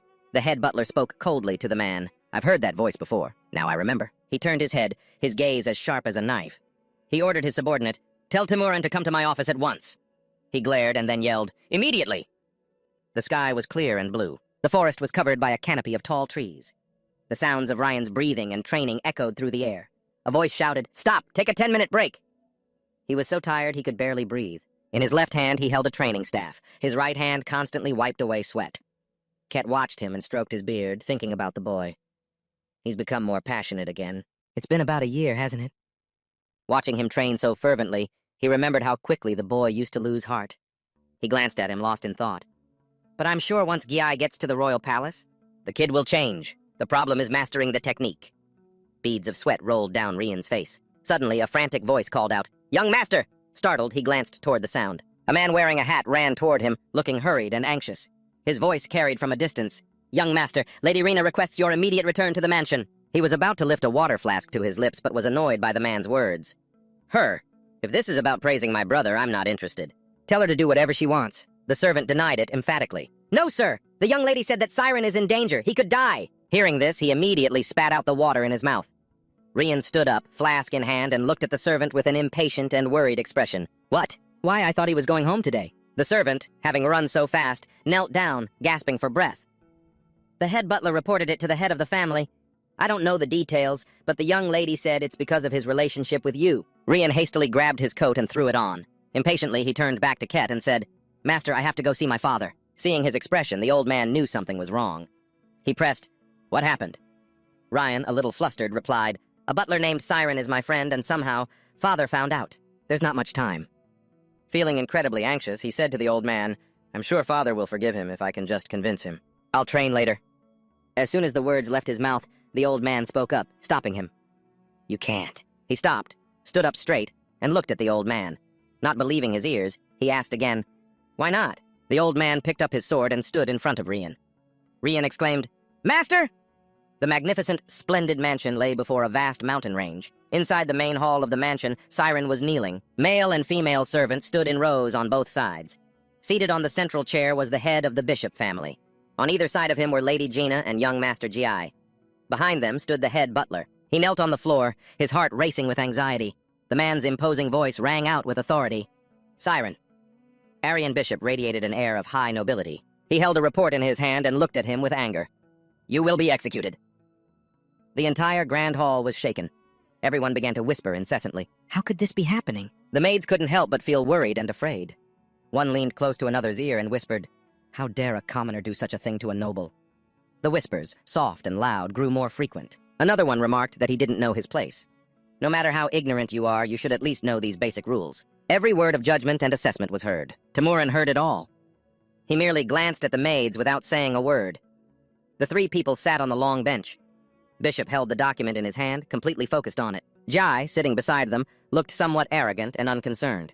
Only Gina was anxious. She was on pins and needles with so much she wanted to say to her father. Unable to hold it in any longer, Vina spoke up, her voice anxious and urgent. Father, wait. I have something I need to tell you. He questioned her as he flipped through the documents in his hand. What else is there to talk about? He carefully examined the stack of documents provided by the head butler. Rows of servants stood in neat lines, all of them trembling with fear. Lord Bishop used a stack of documents to accuse him, testimonies from numerous servants. They confirmed that this brat behaved with great disrespect in front of Ryan. He turned to Jenna and questioned her. You've already read the contract in detail, so you should have no objections. Is there anything else you wish to say? At that moment, Chiron, with his head bowed, hesitated for a moment before finally speaking. I want to ask something. He raised his head to look at the man, his eyes cautious. If the young master and I are friends, then what will happen to the young master? All the servants were utterly horrified. Every one of them thought, he's done for this time, this guy. Does he not even understand the situation he's in? He should be begging for his life. He's furious. How dare you ask me that? Vina looked at her father, then back at him. In such a life-or-death situation, he still had the courage to ask about Rian. She wondered to herself, is he worried about Rian? Even in a situation like this. He flew into a rage, cursing him without restraint. You foolish commoner! Do you really think anything would happen to a noble for messing around with someone like you? Chiron lowered his head, sighed, and then smiled. He looked up straight at the man and declared loud and clear for all to hear, yes, Rian and I are friends. He confessed once more, we've been friends for a year now, and we will always be friends. The servants were terrified to hear these words from his own mouth. They stammered in fear, This guy. A murderous glint appeared in the man's eyes. The servants couldn't help but wonder, why aren't you scared at all? Using a scornful tone, he warned him, That's right. It seems you look down on the name Ozen. Bishop lost his composure and yelled, Head butler, deal with him quickly! Don't let any news of this get out. He handed a stack of documents to the head butler, who bowed respectfully and took them from his hand. Two soldiers stepped forward, each grabbing an arm to take him away for punishment. Vina shouted to stop her father, Father, wait, please listen to me. She bowed low. Her face couldn't hide her worry and fear towards her enraged father. He saw her speaking up against his decision. He turned his fury on her. He has confessed, and I have made my decision. As the head of this house, once I have made a decision, I will not take it back. The servants were on pins and needles, each one worried for their own pathetic life. The blonde-haired one, feeling it was unjust, turned to the head butler. Head butler, isn't this going a bit too far? The chubby man next to him couldn't stand it either, and decided to speak up to protect himself. There's no reason all of us should die for one person. The blonde-haired man's face darkened with fear upon hearing this. He grimaced and explained, This family is our life. To protect it, we must eliminate any conflict that arises, no matter how small. As Chiron was led away by the two men, he watched them go and spoke cryptically. You may see this as wrong now, but one day you'll be grateful for this choice. Suddenly, the doors burst open. A shout echoed throughout the mansion's grand hall. I won't let that happen! Rian appeared, looking rushed and frantic. In his hand, he held his master's sword. Vina was overjoyed, her face unable to hide her delight. He's finally back! Her heart, which had been hanging in suspense, could finally rest. She called out, Ryan! Contrary to her hopeful expectation, Bishop's face darkened. He crossed his arms grimly, looking at his son without a hint of happiness. Chiron looked up at him, but unlike Vina, there was no hope in his eyes. Only resignation. ready to accept any punishment that came his way. Perhaps he was afraid of implicating him. Filled with impatience and anger, Ryan yelled uncontrollably, "Who dares to kill my friend without my permission?" The man looked at him, cold and resolute. He spoke calmly, "I do." That single word was enough to show his authority and status in this family. Down below, Ryan used every word he could to defend him. He couldn't understand how simply being friends with him could lead to such a bitter end, trading his life for their friendship. He confronted his father. Why? He hasn't committed any capital crime. All he did was become friends with me. Vina stood up anxiously, unable to stop worrying about him and her little brother. Her father saw that his own son dared to question him over a mere commoner. He held human life so cheaply. One does not need to commit a capital crime to deserve death. Matters concerning the nobility are complex far more than you could ever imagine. Ryan, unyielding, shouted back in anger, his words as sharp as steel. "Our family is dealing with this complex situation, and I am enjoying the privilege of being a nobleman's son. If that privilege forces me to kill my friend, then I don't want it." Bishop stared at him with a tyrannical gaze. He imposed his own views on others, his words dripping with classism. "How childish. You ask why he must die? To befriend a noble means the relationship must be one of equals." Chiron was being escorted by 2 guards. His indifferent gaze and his earlier bold declaration only infuriated the man more. Seeing him, he spoke words of insult without a second thought. "Do you truly believe that commoner thinks of you as a friend? On what grounds? There are many in this world who wish to take advantage of the nobility," Ryan shouted, vehemently rejecting his father's condescending words. "Chiron would never do that." The man looked at him sideways, his words growing impatient. "Is that so?" Bishop looked at him, his harsh words striking at his son's psyche. "How can I believe you? Here, prove it. Show me that you and Chiron are truly friends." His father's words left him stunned. He stood there dumbfounded. Prove it? He couldn't help but a worry in his heart. He thought to himself, "Oh no, I'm screwed." Standing to the side, Vina also couldn't believe her father would ask such a thing. She looked at him tensely. He was staring intently at her brother, a smirk on his face, his eyes full of smug satisfaction. Ryan's thoughts were a tangled mess. If I say I can't prove it, so this is how it all ends. Pressured by the man's question, he hesitated for a moment. Finally, he spoke his true feelings, wondering if a person's feelings could even be proven. He fell into a state of confused contemplation, feeling that he couldn't afford to speak carelessly. He tried to put himself in his friend's shoes. If he were Chiron, he could have easily defeated that man. Suddenly, a thought struck him. If he were Chiron... He glanced over at his friend, at that carefree and relaxed face, without a single trace of worry or fear, but his gaze was utterly steadfast and strong. Looking at him, he fell into deep thought again. That gaze... It looked as if it was taking everything in, a gaze just like the one he had when he sparred with me. Ryan looked straight into those eyes, and it was as if his friend was guiding him, helping him remember every word he had said before. "Ryan, sometimes not focusing on the small details yields better results." He followed the stream of memories back to when they were playing cards together, when his own hand wasn't what he'd hoped for. As he rested his head on his hand, looking bored and disinterested, his friend was holding the ace of spades. He instructed him not to focus on the small parts of his opponent's play, but instead to look at the whole picture. He had doubted his friend's words. "Look at the whole picture?" Chiron flipped over the ace of spades and showed it to him. "That way you'll be able to see their true intentions." He committed it to memory. Ryan felt a surge of courage. "Look at the whole picture. Look at the whole picture of the person standing right in front of me now. Father." He was a second-rank noble, head of the Ocean family, a black-haired, 4th-level certified Grand Minister, and a knight. He gripped the sword his master had given him tightly. He affirmed it in his heart. That's right. This isn't like an argument between a father and son. This is a sword duel.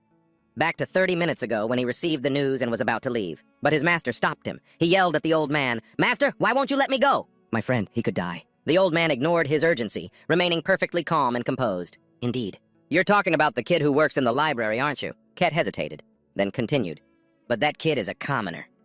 He was stunned, speechless, upon hearing the old man say those words. "Master, I never knew you were that kind of person. You're the one who taught me." "Master," he said in disbelief. The man he had always respected with all his heart held the same tyrannical and archaic beliefs as his own father. At that moment, his spirit completely shattered. He lost control and screamed out the feelings in his heart. "If we could just talk things out by raising our swords, then anyone could be my friend."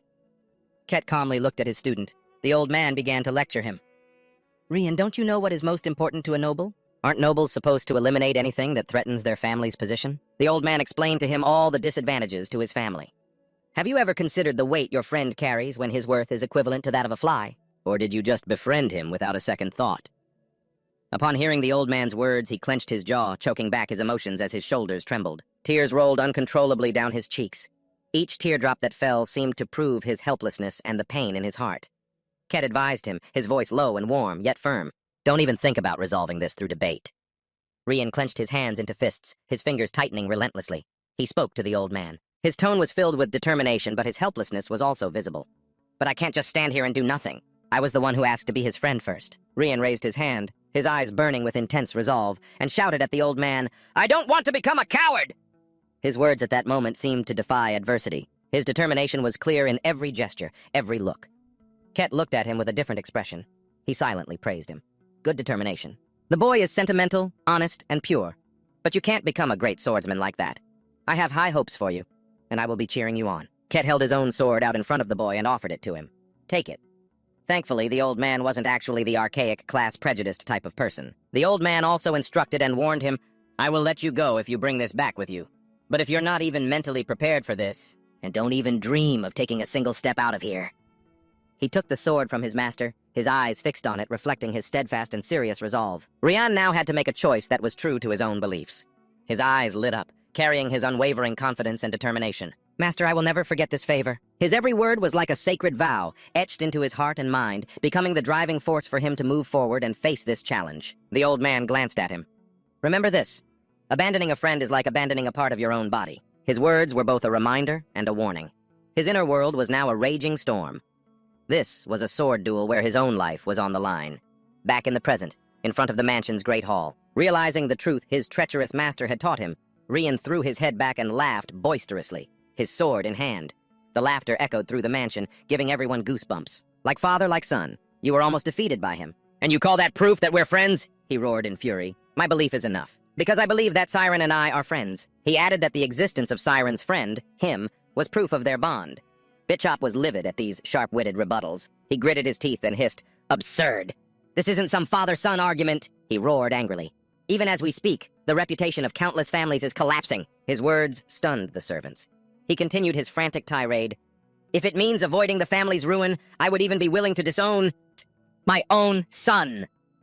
The moment he said it, she and a group of maids were horrified. Vina had to scream, Father! Rian stood up straight, his posture resolute. His voice was firm, without a hint of hesitation. If I must do that in exchange for my friend's life.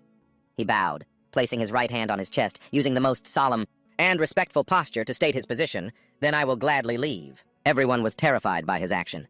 Bitchop, enraged, shot to his feet, his hands clenched so tightly the veins bulged. He just roared at the boy. You brat, draw your sword! If you truly think that kid is your friend, then bet your life on it right here and now! Without a moment's hesitation, he drew his sword. The sharp ring of the blade seemed to announce that their father-son relationship was about to be severed.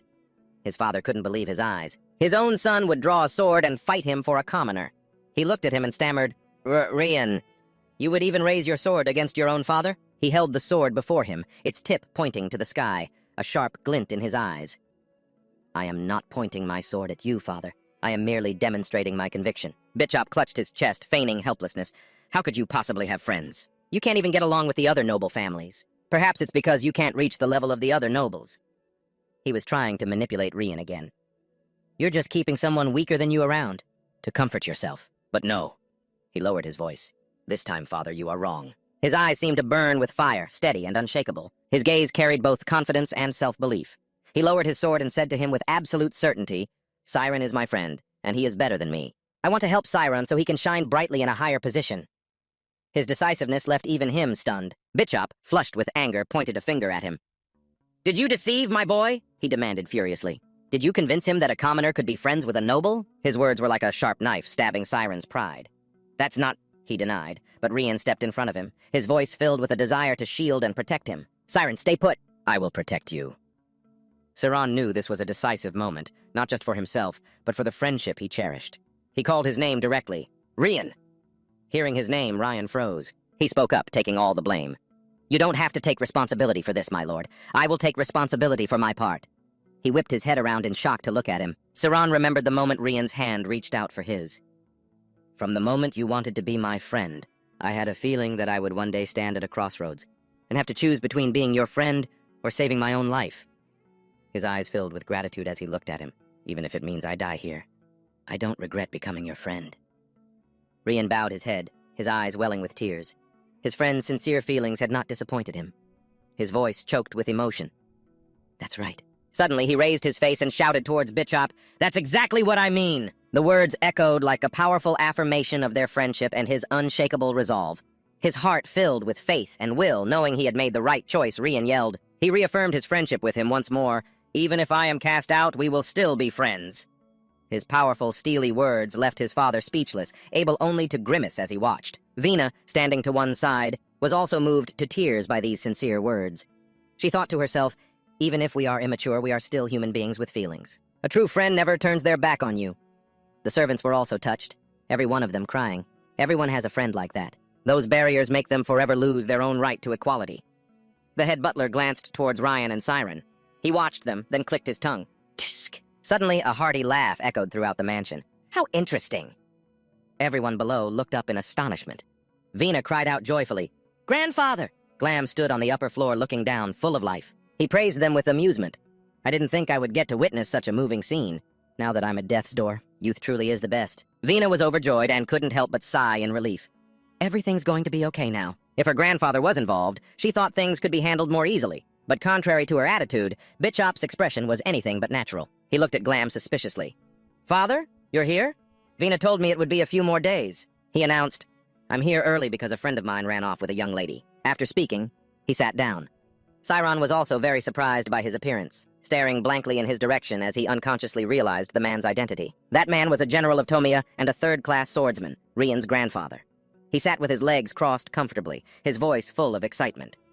Anyway, this place is as noisy as ever, huh? Youth truly is a wonderful thing. He was the former head of the Clampagen family. While he was laughing and talking with everyone, the current family head, his son, did not look pleased at all. He looked distressed as he spoke to the old man. In this situation, it's not so wonderful, father. Our family's image has been completely ruined. He paid no mind to his son's appearance, looking excitedly towards the people in the grand hall. Let's not jump to conclusions. I've been standing in the back watching for quite a while now, and it's clear that everyone here has a lot to say. So before we decide whether we've lost face, why don't we hear each other's opinions first? He called for the opinion of the first person. Witness number 1, eldest daughter, Vina Ozen. She was visibly delighted to be able to express her thoughts about him. Even though yesterday was the first time I met Chiron, I could already tell that he is a very intelligent and talented young man. She stood and presented like an orator, and everyone there turned their eyes toward her. They listened intently to her assessment of him.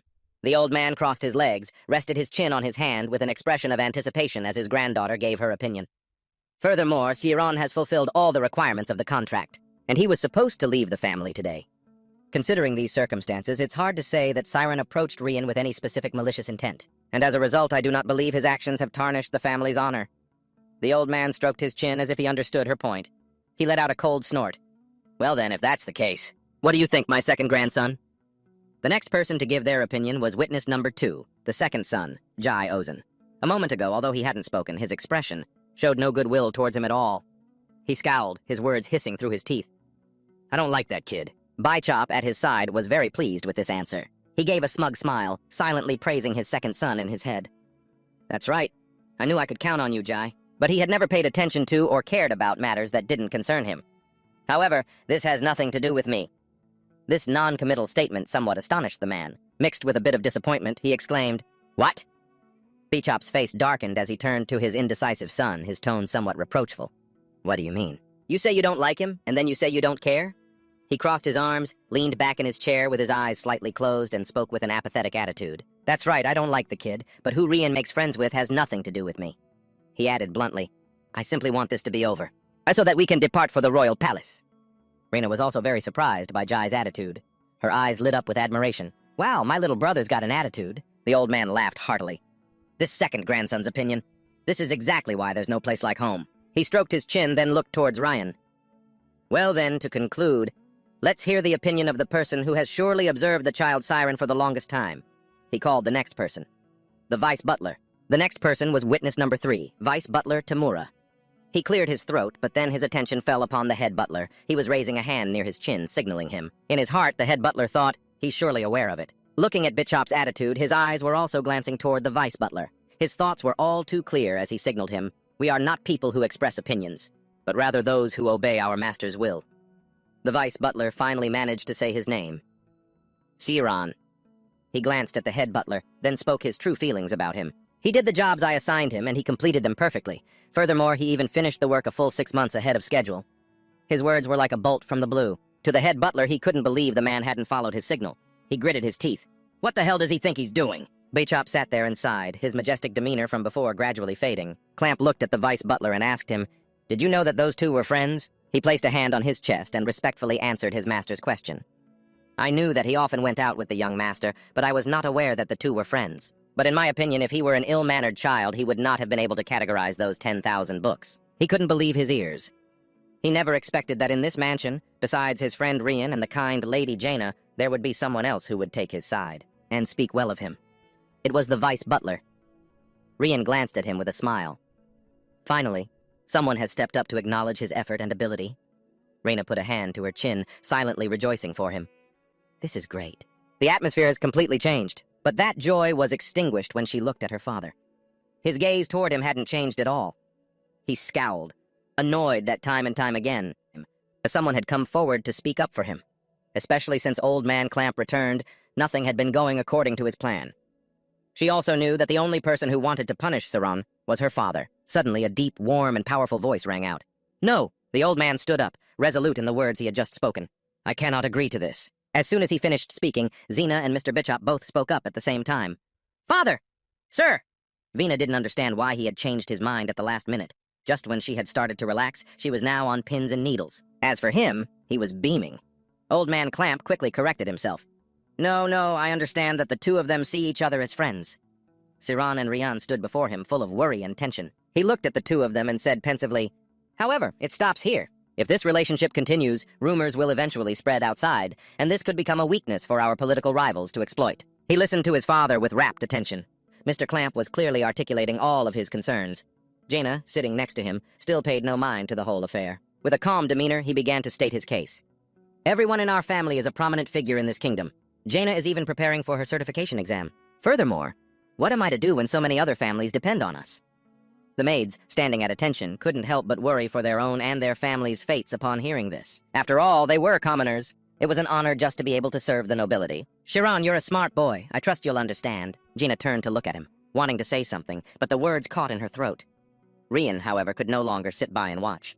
He grit his teeth, his eyes glaring at the old man. His eyes were resolute, refusing to be bound by anything. He looked at his beloved grandson with a sense of exasperation. He couldn't help but think, "I know you have so much potential and intelligence, Ryan, but why can't you understand what I'm saying?" His own heart was in turmoil. He wanted the boy to understand the weight of his responsibilities. "You know how heavy a burden it is to carry the lives of countless people on your shoulders." He then turned to Chiron, wanting to gauge his reaction. He also wanted to see what Rian had learned from this friendship. "What are your thoughts, Chiron? I'd like to thank you for teaching my naive grandson what true friendship is." He didn't want the family's name to be tarnished because of him. He asked for Chiron's opinion. "Can we not end this here?" Chiron could only bow his head, closing his eyes without answering for a long moment. Then, he uttered two words that stunned both Mr. Clamp and Jaina. "I can't." Even Bishop was in disbelief that he could be so stubborn, so unable to grasp the gravity of the situation. Jenna, who was usually so indifferent, now looked at him in a new light. Rian was also stunned by his answer, thinking he would beg to save his own life. He thought Chiron would ask for forgiveness and cut all ties with him. He never imagined he could be this courageous. He hesitated, wanting to call out to him. Seeing the sincere, straightforward Chiron before him, he couldn't hold back and called his name without a hint of doubt. "Chiron." He placed a hand on his own chest. Looking at the old man, he spoke from the bottom of his heart. "If I am an obstacle for Ryan, then I don't mind if I never see him again." However, he was no longer hesitant or afraid. He spoke frankly from the heart. "But that doesn't mean I can stop considering him my friend," he declared with unwavering confidence. "Ryan and I are friends. I won't let our friendship be shackled or tainted by anyone else's words." He told Mr. Clamp, "As long as you take that into consideration, I will obey any order you give." Ryan's sword hand was trembling uncontrollably. He felt utterly humiliated, and tears began to fall once more. He was filled with self-reproach. To be honest, a part of me was relieved that Chiron didn't have to die. I really felt that way. But Chiron had shown him that abandoning a friend was like abandoning a part of yourself. Rian's eyes widened as he stared at him, remembering the words his master had taught him during training. It had been so hard for him to make a decision. But as for Chiron, he would rather lose his life than forsake their friendship. Rian felt a deep sense of shame. He made his decision. Very well. After all, this was never up for negotiation. He pointed his sword to the sky, and with a voice like thunder, he shouted decisively, "I hereby declare!" Mr. Clamp and Jaina were instantly terrified of what he would do next. "Don't!" Jaina screamed. I don't know what you're thinking, little brother, but please don't. She reacted this way because she had no idea if her impetuous little brother was making a rational decision. Even the slightest mistake could have huge consequences for his fate and that of the entire family. She couldn't let him make such a reckless decision. He knelt, plunging his sword deep into the tile floor. The sound of the impact was deafening. To Chiron's astonishment, he declared bluntly in front of everyone, I, Rian Ozen, third son of the Ozen family, from this moment forth, shall become Chiron's sword. His oath thundered through the tense, suffocating air, making his father tremble with rage. He ground his teeth, his face contorted into an ugly grimace. What? He roared. You damn brat! The entire mansion seemed to shake with the force of his fury. His roar echoed through every corner. You fool! The origin of the Knight's Oath dates back to the founding of the Tomiya Kingdom. During a chaotic period, nations large and small alike fought for control of the Atofi territory. The strongest among them succeeded in unifying them all and declared the founding of the Tomiya Kingdom. However, the newly formed kingdom had to stand against other nations, powerful neighboring nations. Therefore, instead of being purged during the unification, the defeated kings were allowed to continue ruling their own lands. And it was through this process that the Knight's Oath was created. The defeated kings would have to kneel before the new sovereign. They swore to become a sword that only their master could wield. In return, they were granted noble status. This was the origin of the Knight's Oath, and indeed the very birth of the aristocracy. Thus, to break this oath would make one a being more despicable than a rabid dog. Rian turned to the others, a mischievous grin on his face. So what do you all think? Can't exactly take it back now, can I? Everyone was frozen in stunned silence, their mouths agape at his shocking decision. He remained kneeling on one knee, his hand still gripping the sword tightly. Right now, he couldn't help but blame himself. Oh, master. It seems I've caused a huge disaster this time. Ryan also pictured his master getting furious and scolding him. I didn't give you the sword to do this. Chiron knelt beside him. He took his hand. He panicked. Ryan, what in the world are you doing? He didn't answer, but glanced towards everyone. Old Man Clam's voice rang out, his face hardening, his features becoming even more resolute. Rian, if I am truly witnessing this, and you say you will become his sword, then that boy must be worthy of it, mustn't he? Answer me. He helped him stand. The two of them looked at the old man. He continued to ask, is he really that talented? Or is he only talented in your eyes because you yourself are a useless person? Hearing this, he relaxed a bit. He gave a confident smile, placed a hand on his chest, and shouted, a sword does not judge. It only protects. Everyone's faces darkened when they heard his answer. Even Chiron was surprised. Suddenly, a long laugh erupted in the tense space. He put a hand to his face and laughed so heartily that his whole body shook. He had to admit the boy was right. That's right, you immature brats. You have to go at least this far to reach the top, right? While his father helplessly face-palmed, his grandfather praised him endlessly. You've got quite the mouth on you. But with that mediocre swordsmanship of yours, I feel sorry for your friend for having to accept a sword like you. Rian couldn't believe his grandfather's words. All he could do was stammer, Grandfather. The old man placed a hand on Chiron's shoulder. He smiled, comforting and reminding him, that's enough, that's enough. It's all over now. Although the boy isn't the sharpest sword yet. Chiron, he will never betray you. Take good care of my grandson. He patted his shoulder. He closed his eyes, savoring this moment. He looked at the old man with eyes full of gratitude. Thank you, sir, for acknowledging me. The old man pointed at the head butler and ordered him, the two of them have sworn to be friends for life, so I can't just let you leave like this. Head butler used the carriage that Chiron was supposed to take home and bring his parents here. He quickly accepted the order. Yes, right away! The two young men looked at each other and smiled. They both put on their hats. The head butler was still in shock. In his heart, he screamed, for real? Looking up at the clear blue sky, the clouds drifted lazily by. He was helpless, even in his own thoughts. I'll never know what the hell nobles are thinking. Rian finally relaxed. He smiled comfortably and couldn't help but exclaim, ah, so refreshing. He flopped onto the bed, stretching out both arms. He also sat down beside him. He smiled and asked, did you see the look on my family's faces? It was awesome. He felt incredibly guilty. Ryan, the Knight's Oath. You didn't have to do that for me. He shot up, startling him a little. Chiron, I didn't do it because you're my friend. His eyes locked onto him, determination burning within them. I'm different from your older brother. You have the power to draw others to you. I simply chose to bet my life on a person like that. He blushed, a little embarrassed. What? At that moment, he felt a bit ashamed, thinking to himself, why did you have to say something like that all of a sudden? He looked at him and sighed, I feel so much pressure. He blushed as he said to him, But, if you want to protect me, you'll have to train much harder. His words made him so upset he could have coughed up blood. Seeing this, he asked with concern, What? What's wrong? He looked deflated.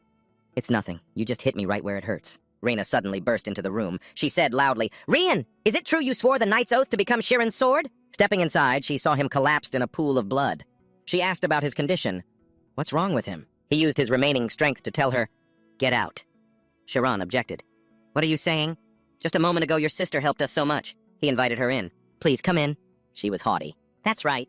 I've brought important information from the opposition." He immediately sobered up, a hint of worry in his voice. "What is it?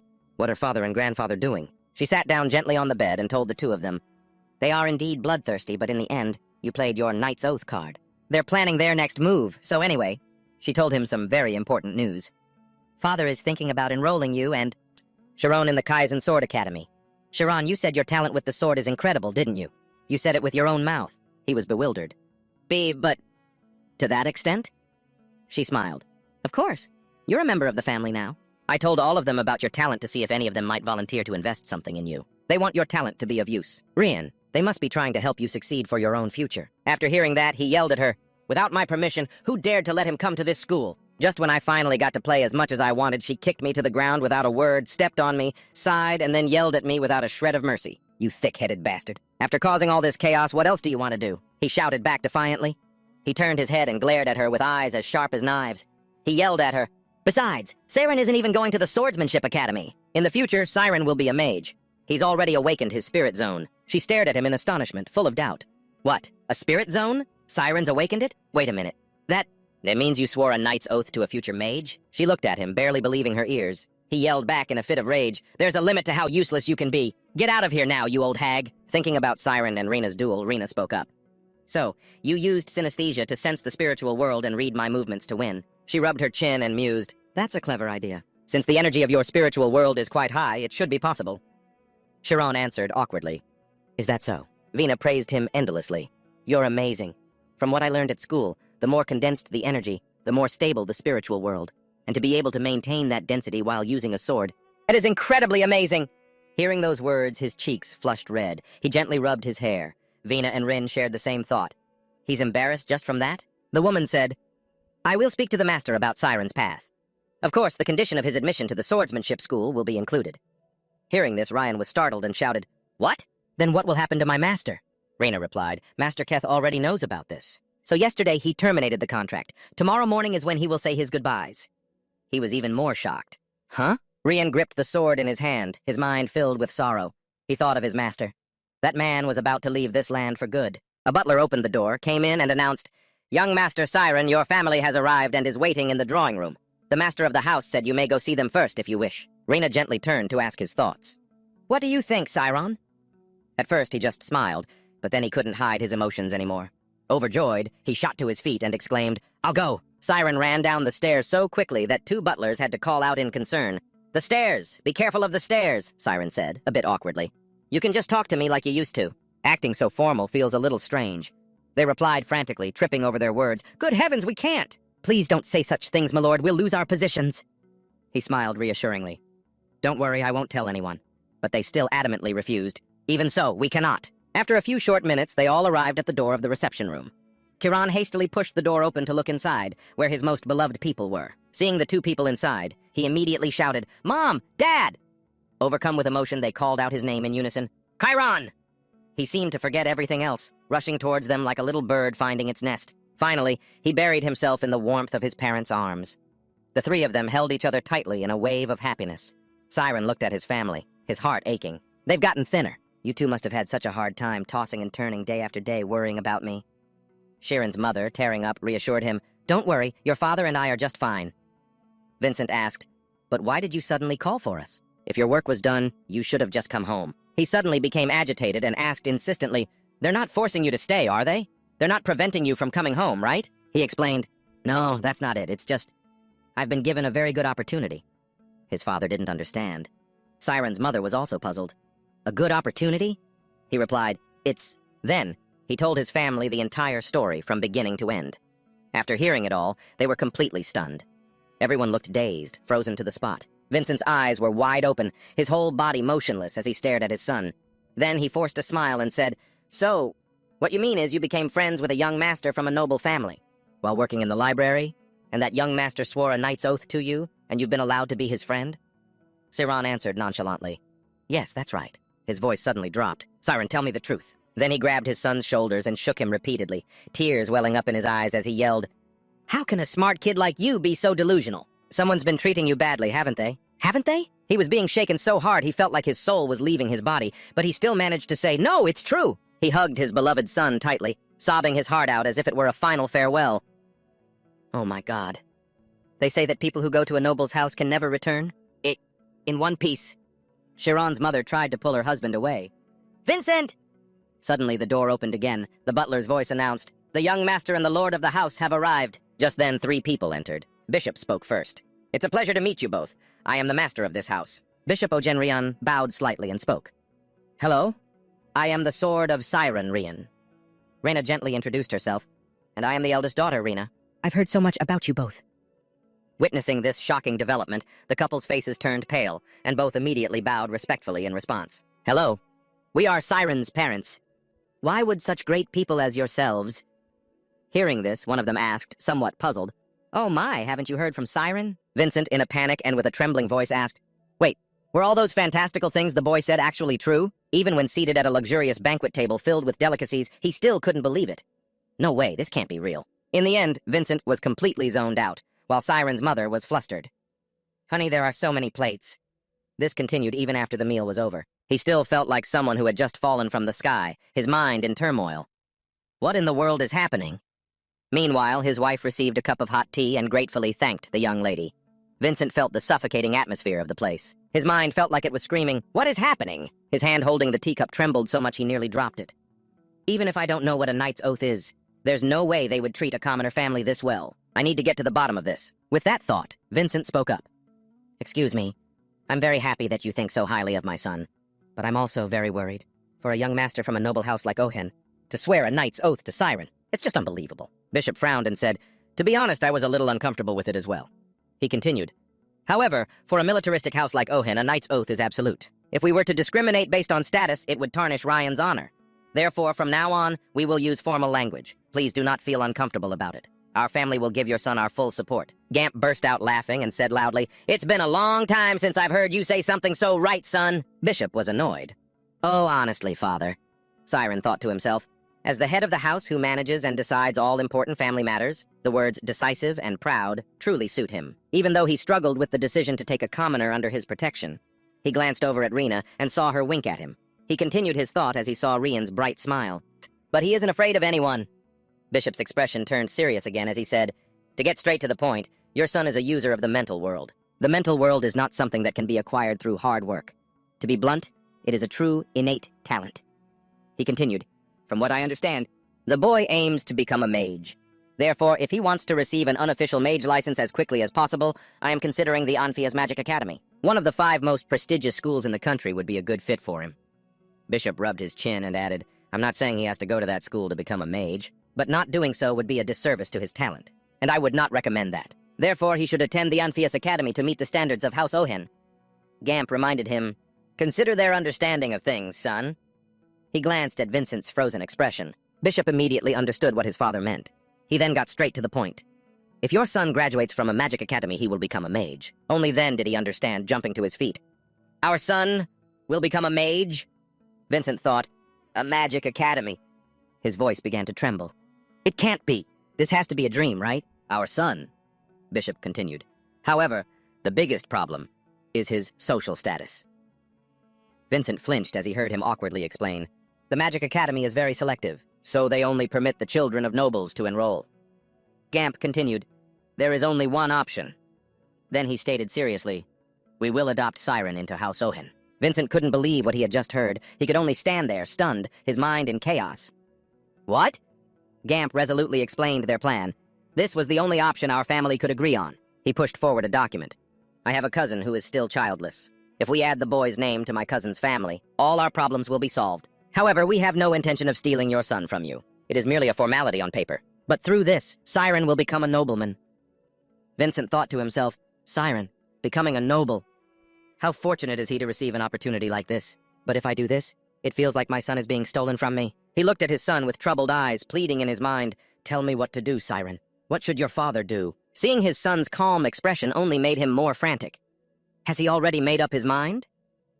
Just then, Chiron glanced toward his father, his hand slowly reaching out to touch that large hand, the hand that had always toiled under the sun and rain for him. He then gripped it tightly, so much that Vincent felt a sharp pain. With a determined gaze, Siren loudly refused, "Absolutely not. I am my father's son. I cannot become the adopted son of another family." Hearing his son say that, he shouted in a panic, "Siren!" Rena, sitting opposite them, explained, "Siren, it's only a name. Of course, we'll still treat your parents as your real parents. You'll be able to achieve your dream and nothing else will change." As soon as she finished, Gamp spoke up. "You'll become a nobleman, kid. Opportunities like this don't come along every day." Siren remained firm and resolute, saying, "If I have to trade my father, I would rather live my life as a commoner." Gamp shouted in anger, "Commoners can't enroll in the Magic Academy." Chiron replied decisively, "Then I won't go to the academy." The old man tried another psychological tactic. "Then you won't be able to become a mage." Bishop and Rena looked on, completely astonished. Siren insisted once more, "Then I won't become a mage." That statement left Siren's mother and Ryan frozen in shock, while Gamp became even more agitated and yelled, "Siren, why must you be so stubborn? This world isn't that easy. There are things you have to cast aside to succeed. If you can't do that, then is your dream just some childish fantasy?" He casually replied, "Perhaps it is, sir," which made the old man's head spin. What? Vincent, on the other hand, tears welled up in his eyes, which were usually full of passion and life. His dilemma and sadness were clear as Siren began to speak, "No matter how wonderful my dream is, it's something I received from my parents. If my parents are the roots, then my dream is the sweet fruit that draws nourishment from them." He recalled a past full of memories, standing shoulder to shoulder with my family, learning to read, and getting the chance to work at the Ocean House. These are things I achieved because my parents are my roots. This is just one opportunity I've earned. It's nothing compared to the countless opportunities my parents have given me. Siren let out a decisive laugh and said, "Telling me to deny my own roots now? Isn't that the same as telling me to die? I'm very grateful for your offer, but they are my only parents." Everyone in the room fell silent after hearing him speak. No one said a word. Glam was so stunned his eyes were wide open. He thought to himself, "What is this feeling of guilt? No, what this child means is—" Suddenly, Vincent bowed down and said loudly, "Please, adopt Siren. Please, I'm begging you." He was a little flustered. Father Glam, from a distance, said, "I understand what you mean, but what Siren wants—" He didn't care what the person next to him wanted to say. He just kept his head bowed and struggled to utter a sentence, "Siren is not my biological son." After hearing her husband's words, Siren's mother was aghast. "Vincent, what are you saying?" He kept his head bowed and spoke. "We can't have children." He explained, "We came to have Chiron through an unexpected event. I'm sure you can tell, but he certainly comes from a noble family. The boy is too great." Glam and Rena were more and more astonished as they listened. Vincent continued to pour out his heart. "If he becomes the adopted son of a noble family, then he will return to where he truly belongs. So this isn't about abandoning his parents or denying his roots." Bishop thought to himself, "Is that really true?" He looked at their family and understood. I'm sure everyone here has already guessed it. Siren looks completely different from his parents. He gently rubbed his chin, speculating, "But those words, do they prove he wants to give up his son?" Siren couldn't listen anymore. He was extremely agitated, grabbing his father's arm and shouting, "Father, what are you doing? How could you say that without telling me first?" His father could only avoid his gaze.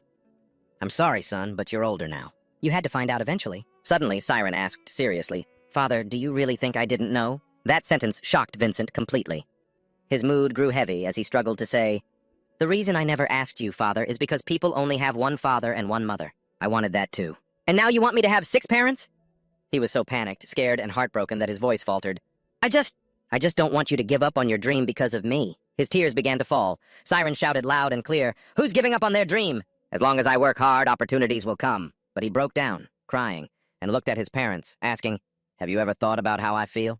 Who would want to be abandoned by their parents 2 times? Vincent gripped Siron's hand, trembling uncontrollably. "It's just everything I've done. It's all my fault, Siren. I will never abandon you." With that, he immediately pulled his small son into a tight embrace as if afraid he would lose him. A father's loving tears flowed like a stream. Vincent sobbed and begged, "Please forgive this foolish father." You are my everything. They held each other tightly, expressing their feelings.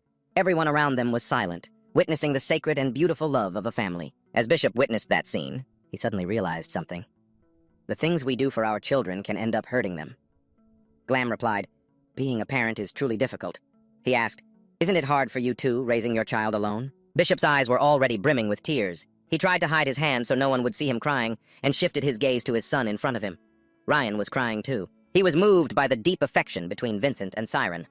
Suddenly, Bishop said, "I heard there's a special consideration status at the Alpheus Magic Academy. I can help with that." Glam asked, puzzled. "Huh? What can an old man like me do? How could I possibly convince that stubborn Alpheus?" He said, "Really? You can't? I heard he owes you a debt." Hearing that, Glam burst out laughing. "Ah, For someone who abides by all the rules, isn't being stubborn the best method?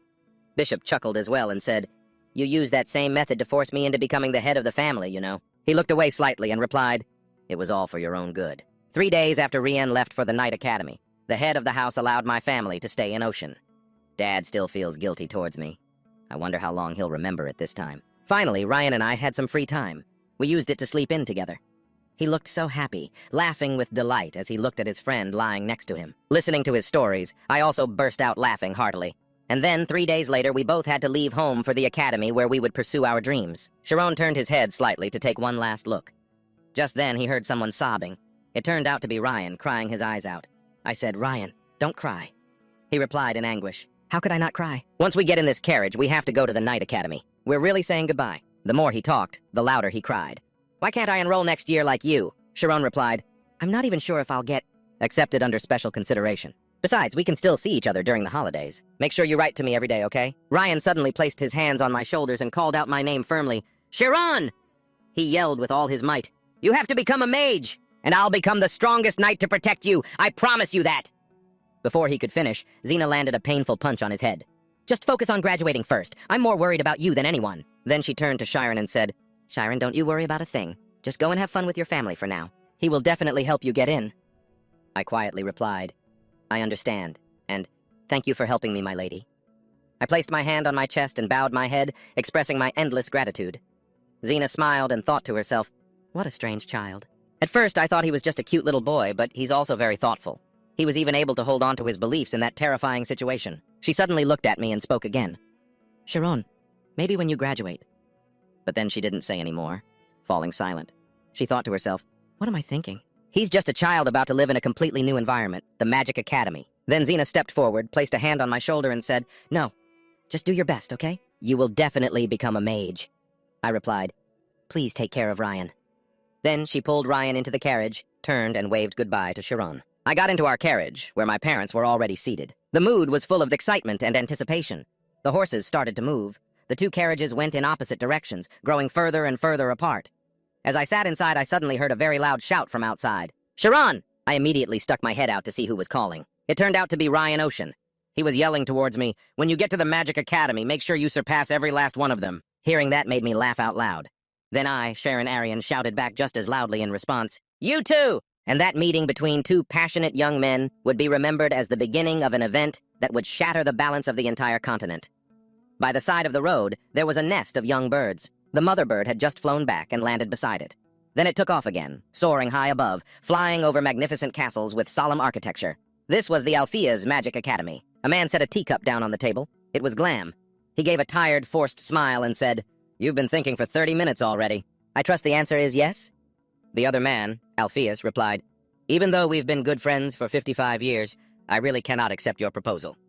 Hearing this, Glam shouted in frustration, "What did you just say? Do you have any idea how much I struggled because of you when we were young?" Alpheus said, "This matter must be quite important for you to be spouting such nonsense. However, the special consideration category isn't a backdoor for nobles. We receive many requests every year, but this category has its own standards." The more he listened, the more irritated he became, scowling as he mentally cursed, "This cunning old fox, making me wait 30 minutes for nothing."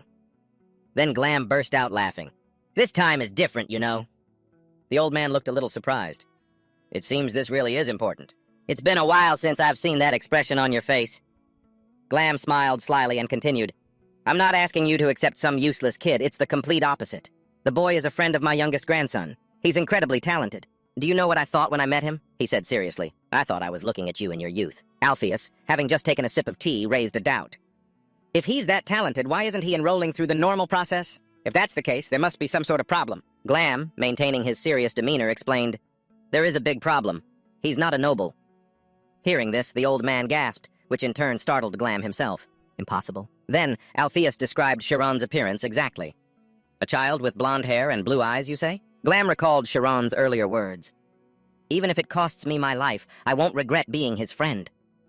"That was my first impression of him," he remarked. "Such bold words," he continued seriously. "I once thought he was a clever child who knew how to manipulate adults.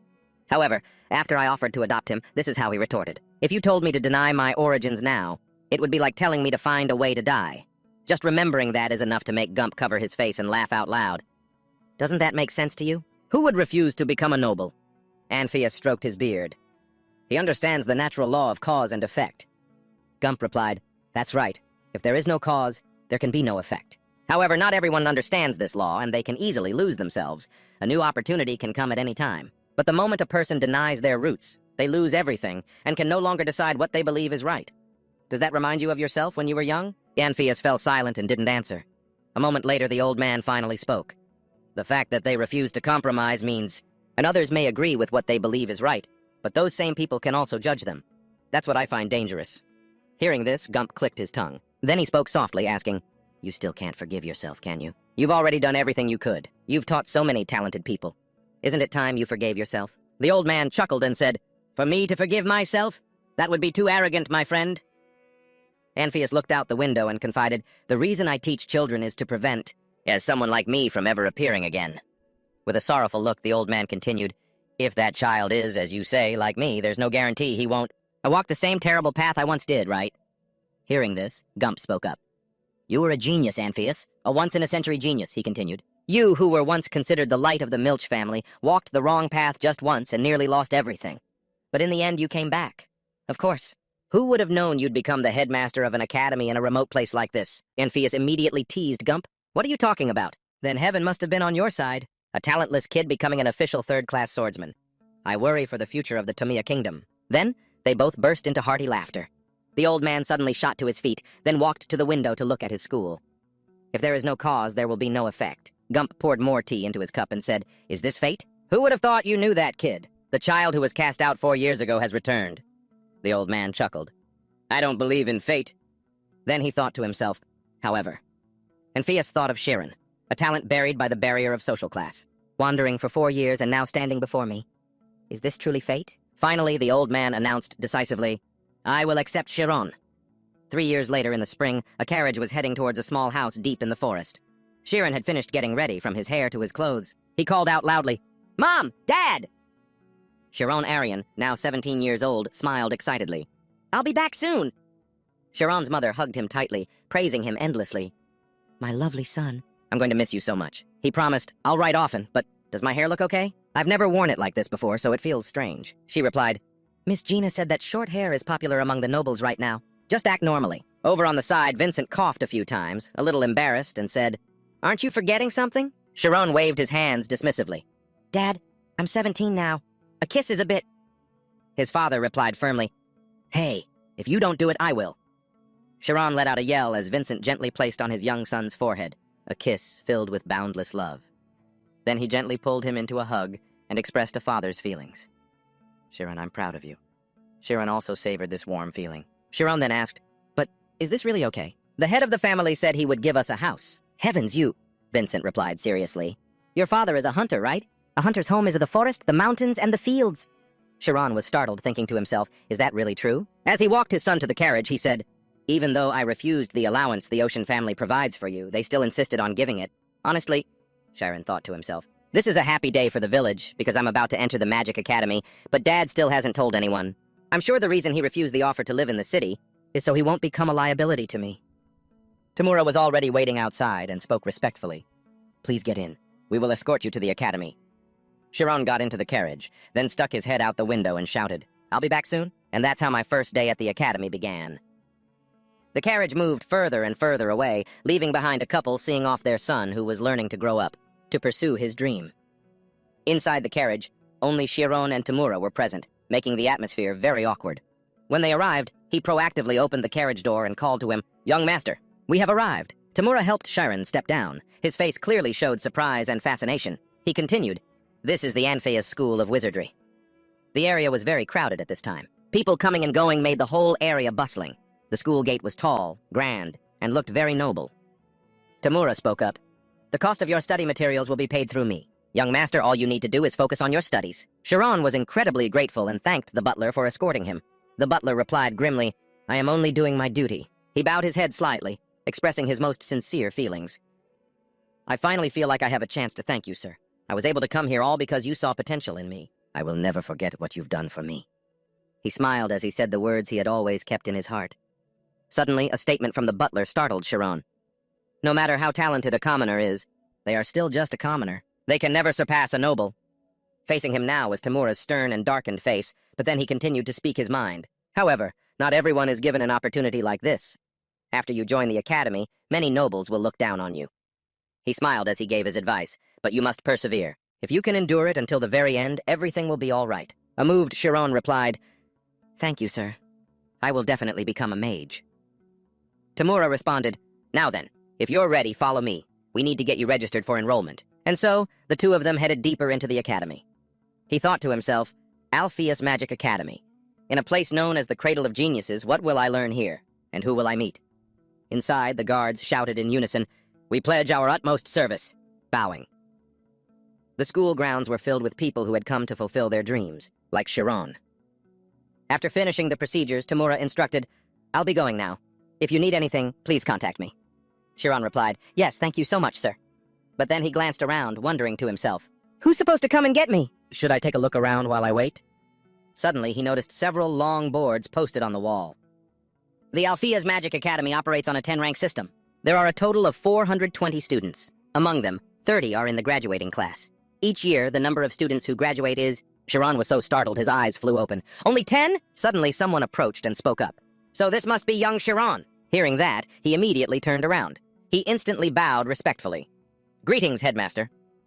Alpheus chuckled and said, "We've met before." Do you remember me? He spoke up. "Thank you so much for what you did back then." The old man patted him on the back and said, "It's all right. We can talk as we walk." Alpheus announced, "You will need to take an entrance exam." Chiron was dumbfounded, as he hadn't prepared for it at all. "An exam? But I don't know anything." The old man reassured him, "Don't worry, it's just a simple test to place you in the right class." Alpheus asked, Can you access the spirit zone? He replied, "Yes, sir." Hearing that, the old man exclaimed in admiration, "Oh, that's truly impressive." The old man thought to himself, "Who would have thought he could open the spirit zone on his own? If only I had started teaching this boy when he was little. I failed to recognize the talent right before my very eyes. It may be late, but I must teach him the fundamentals. The entrance exam hall will be filled with 10-year-olds, so if he arrives early, the boy might be embarrassed." And so the old man made a suggestion. "Would you like to take a tour of the school?" The two entered another area where a young boy was reading 3 books floating in midair. As the boy passed by, Chiron noticed something strange. "He just walked right past me," he stammered. Headmaster Alpheus explained. "This is a classroom where the students study." He looked up in amazement. "This is the freshman class, Class 18. This is the introductory class, Class 18. Many children were flying overhead and using magic, while he stood below in a daze. Those children were having a great time, passing books and playing with each other. A few were gathered to play games and eat snacks. Chiron looked around in fascination and then exclaimed, "Everyone's using magic," Alpheus said. "That's right. But where we're going is a bit different." They continued on to the advanced class, Class 74. It was very quiet here. Everyone was studying seriously instead of playing around. Chiron thought to himself, "The atmosphere is so different. Everyone around me is my age. What are they discussing so passionately?" A black-haired young man spoke up. "A large amount of magic power can lower the air temperature below freezing, but wouldn't condensing a refrigerant be more efficient? But the drawback is that the reaction occurs too quickly. What if we control the timing instead of the magic power?" Chiron was so shocked he wanted to scream, "What?" He was shaken by a painful realization. How can I not understand a word they're saying even though we're speaking the same language? Suddenly, there was a loud explosion behind them. A girl stumbled out of the smoke, coughing. Upon seeing Alpheus, she quickly bowed. "Ah, hello, Headmaster." Oh, he smiled. "It's all right. Looks like you've run into a little problem." The red-haired, bespectacled girl replied, "Yes, sir. I was experimenting with a way to amplify sound, but there was an error in the outcome." Chiron wondered to himself, "Aren't they concerned at all?" Alpheus commented, "It seems there's a slight imbalance between your input and output. Try checking to see if the flow is stable." She enthusiastically gave a thumbs up. "Thank you, Headmaster. I'll try it again." He was completely shocked. The Headmaster isn't even stopping her? What's more, she's going to try it again? Chiron looked around with a bewildered and astonished expression, as if he had stepped into a completely different world. As the two continued their tour, a girl with long, flowing red hair glided past.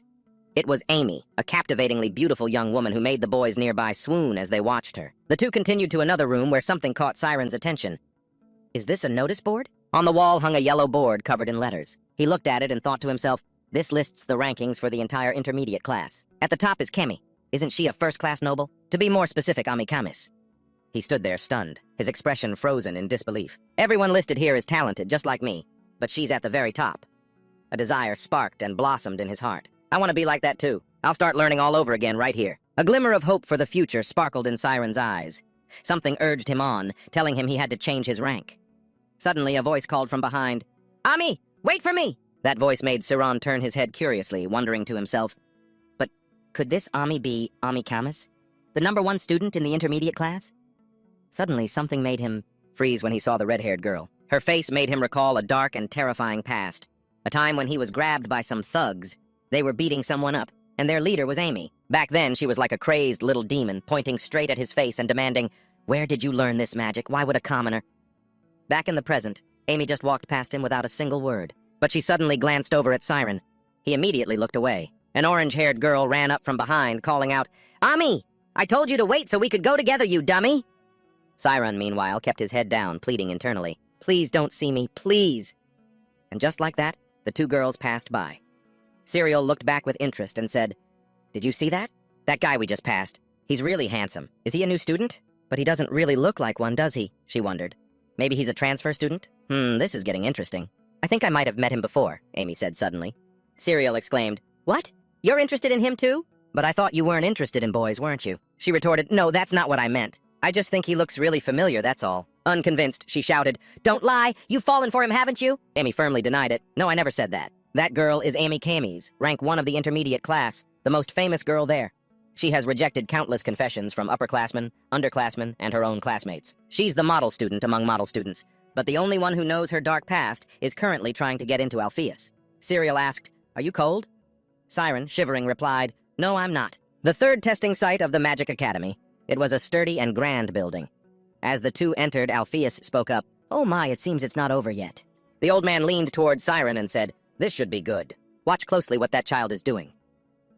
In the center of 3 circles full of magical symbols stood a child with brown hair. Above them were the examiners. Anfus explained to Chiron, "When you enter the domain, you'll see that the letters on the wall are different. The way you perceive it will help us determine the size. Strength, flexibility, and inclination of your domain," the old man continued. "Therefore, you just need to honestly answer the professor's questions." He replied, "Yes, sir." His heart filled with excitement. This is so interesting. Sitting above, Thays called out, "So Kami, can you use magic?" The child replied, "Yes, I can." The boy demonstrated his ability. "I can lift things into the air." The man praised him. "Well now, how adorable." "Very good. Now try to enter your domain," Kami replied. "Yes, sir." The boy closed his eyes and announced, "I'm in." Thas asked quietly, "What's the farthest number you see?" The boy answered, 6. A professor smiled and asked, 6? Anfus explained, "The number 6 means the diameter of the domain is 6 meters." Chiron took in the new information. "Understood." A brown-haired man asked next, "What color looks the strongest to you?" Kami answered, "The color red. I think I'm entering a red world." The man noted down, "Divergent type. Like light and fire. This indicates a highly active inclination." Anfus explained again, "Divergent type means his domain is much stronger than his age would suggest." A female professor asked, "Do you see a giant tower?" Kami replied, "It's on my left." It was Sienna's turn to ask, "What's the temperature like?" The boy replied, "It's a little hot. I'm starting to sweat." When it was all over, she said, "You did a great job, Kami." The praised child skipped away. Sienna remarked, "This year's freshmen are truly impressive." Thas laughed and said, "Indeed. That student's domain size is 12 meters. It seems the quality of students gets higher every year." In the end, they wrote down a final comment. Overall assessment, good domain control, but stamina is a bit lacking. Then they called his name. Next, Chiron Arian. Anfus put an arm around his shoulder, smiled, and said, "Go on, show them what you've got." He smiled and replied, "Yes, sir. I'll do my best." Up above, Thas stroked his chin and thought to himself, "So that's the child who went through the special examination the headmaster mentioned." Sienna, for her part, was thinking to herself, "What a peculiar choice. But he's also quite old. Borrowing the name of a noble house, isn't his family quite famous? The papers say Chiron Arian, age 17, a guest of a noble family." She thought to herself, it seems his talent was just discovered a bit late. Sienna looked at him and sighed internally. His appearance is certainly unique, but at this school, he'll be buried in no time. The man spoke up, asking, "Chiron Arian, can you use magic?" He replied, "I can't. I've never been taught before." The man answered, "Is that so? But even if you haven't been taught, you should still be able to do a few things." Anfus frowned slightly. That's what they would think. Magic is the act of bringing forth the knowledge in one's mind. Noble children are taught many different things, and because of that, they can naturally use magic. But that child has no knowledge at all. The man said, "All right, fine. Now step into the circle and enter your spirit realm." The man asked, "You can enter your spirit realm, can't you?" Chiron hesitated, then replied, "I'll try." The man let out a small sigh of relief. What a relief. It seems this isn't a severe case of domestic abuse. On the other side, he was gradually entering his own spirit realm. A blue light materialized around him. A beam of light descended from above onto the crown of his head. The surrounding characters began to move and float. He opened his eyes to take in the scene, which left him stunned. "So this is what it's like." The man asked the familiar questions. "Now then, Chiron, tell us the furthest number." He paused, not answering, forcing the man to call on him again. "Mr. Chiron?" The brown-haired woman chuckled and said, "It seems he's feeling shy." Anfus, standing on the side, spoke up. "Chiron, hurry and answer. We're not going to classify you. We're just trying to find the best way to educate you." He still hesitated, then explained his current situation. "I see a number, but it's so long that I can't read it." The man was confused. "You can't read it? It's not based on sight, but on what you feel." Chiron explained further. "No, that's not what I mean. I can feel it, but it's just too long. It's even getting longer now." The man sighed and thought, "Honestly." Then he frowned and said, "In that case, just start with the first numbers that you can see." Chiron focused, slowly looking at the result within his spirit realm. It was incredibly long. Looking at the numbers 3, 4, 1, 5, there was still a row of numbers after that. He summarized it into one number and answered, 3.14. The man was startled. "What?" Sienna, on the other side, was utterly shocked. "Chiron, we did not put the number 3.14 in there. Are you mistaken about something?" He frowned and replied, "Is that so?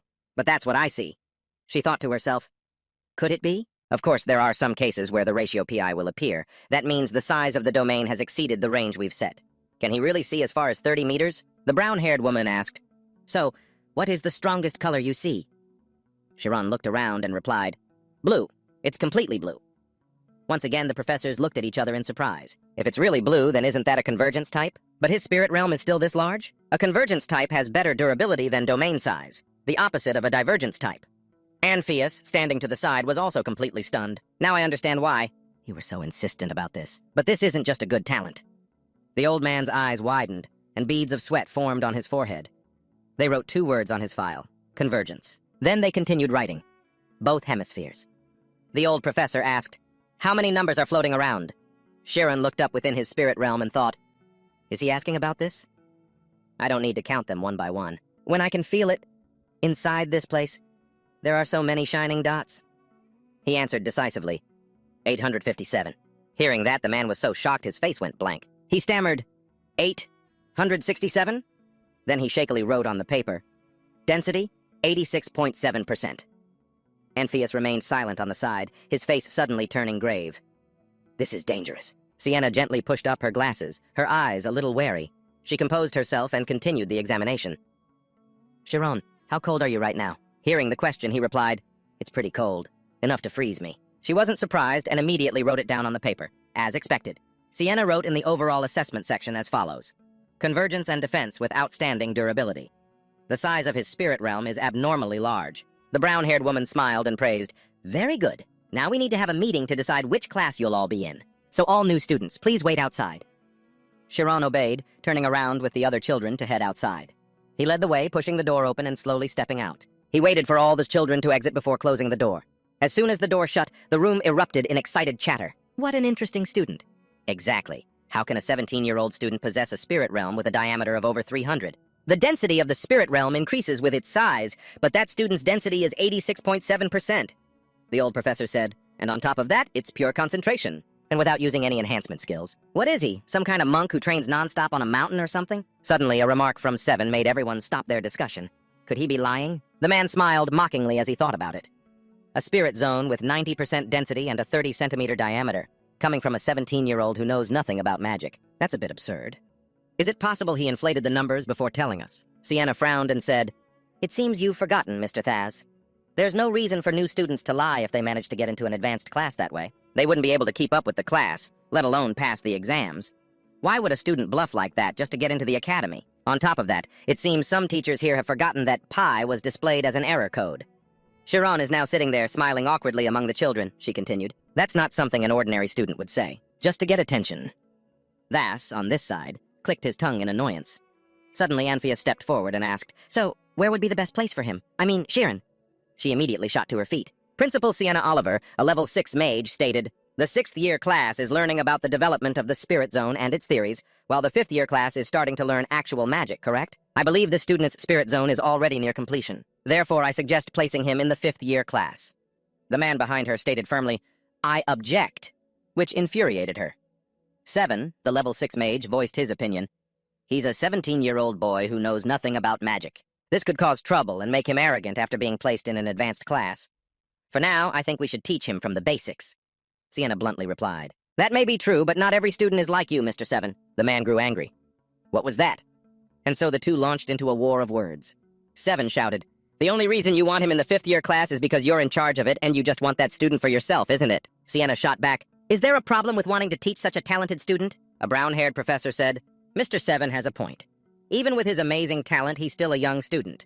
So how about we teach him step by step, starting from the 10th year class? The old professor next to him sighed wearily. There those two go again, the brown-haired woman said gently. He might lose his motivation if we send him to a basic class because of the age difference. What does everyone think if we just, postpone his class placement and observe him? The old professor spoke up. I think the 7th year class would be suitable. The 7th year is an advanced class that also includes basic lessons on the spirit zone. If the kid is as talented as they say, then skipping grades is also an option. Anfus rubbed his chin and replied, As expected, your words ring true. He didn't hesitate any longer and immediately decided Chiron would be placed in the 7th year class. The Magic Academy has a system with 10 class levels. Based on an evaluation, students are placed into classes of 10 different tiers, but those classes can also be divided into 3 groups. Years 10 to 8 are for beginners, and students there are educated with a focus on developing their spirit zone. Years 7 to 4 are the advanced classes. This is where students learn how to use their magic and spirit zone. Finally, the graduating classes from years 3 to 1 undergo rigorous training to produce professional mages. The next morning, at the grand and magnificent school named Anfus, a 7th year class badge was pinned on the chest of a newly arrived young man. He immediately drew the attention of all the female students. They would always gasp in awe when they saw him. Chiron, carrying a briefcase, slowly walked into the classroom under everyone's gaze. The teacher in the class announced, Today we have a new student. The female students below began to gossip. He was placed in an intermediate class right after enrolling. He looks a bit old, doesn't he? But he's so handsome. Standing on the platform, he gave a radiant smile and introduced himself. I am Arian Chiron.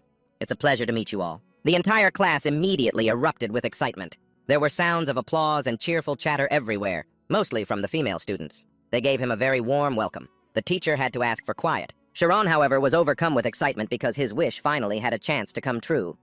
I've finally made it to the Magic Academy. Anfus Magic Academy. The Anfus Academy utilizes the entire 75,425 square kilometers of the mountain. Including the dormitories, it has 33 buildings and 40 training centers. Although going outside is forbidden on non-weekend days, it's not an inconvenience at all. This is because most facilities are located on campus. Classes end at 5 o'clock, and any time after that is free time.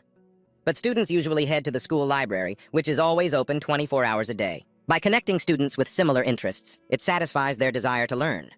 All of these things are the driving force behind creating such a prestigious school. Chiron thought to himself, As expected, the classes are difficult. There are so many subjects, and all of them are advanced knowledge. This place is meant for nobles, those who have been studying since they were young, and have gone through a long, difficult period with it. Because of that, I've faced many obstacles. However, by using every method I can, I've managed to keep up. The chronological knowledge of history became deeply ingrained in Chiron. All the knowledge of the world gradually began to accumulate within him. One beautiful morning, the teacher announced, All right, that concludes today's class. Good work, everyone. As Chiron closed his book, he thought, The afternoon class is practical spirit zone combat, but the schedule doesn't list the location. Looking around the classroom, he felt a bit shy. Who should I ask? Oh, good. There are a few people around my age. Chiron quietly approached and asked, Hello, do you know which training hall we need to go to? Startled by the sudden question, Maria jumped. Are you asking me? He thought to himself, She's a shy classmate, huh? No wonder I feel so at ease. She replied, You probably don't know yet. Today's practical class is at the 2nd Integrated Training Center. Chiron asked, Integrated? Integrated what? Maria explained. All the intermediate classes will train together for 2 weeks. The orientation is today. Hearing that, he froze for a moment. All intermediate classes together? Could it be? The scene shifts to General Training Center number 2. Many students are heading inside, and the place is bustling with the sounds of chatter, laughter, and greetings. Hello, Senior, thank you for last time. Hello? Senior, please come sit over here, they said in unison. Hello, Senior Ami. So she's the reason it's so noisy. Serial, next to her, also basked in some of the attention, waving hello to them.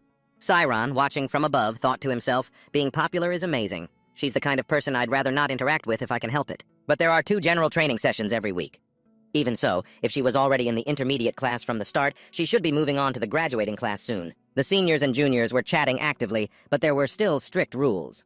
Siren worriedly wondered, can I just be invisible here? Just then, the special instructor for the intermediate field class, Enrollment, a level 6 mage, appeared and announced loudly, "Hello, everyone in the intermediate class. I'm Etella, and I will be in charge of this class again this year."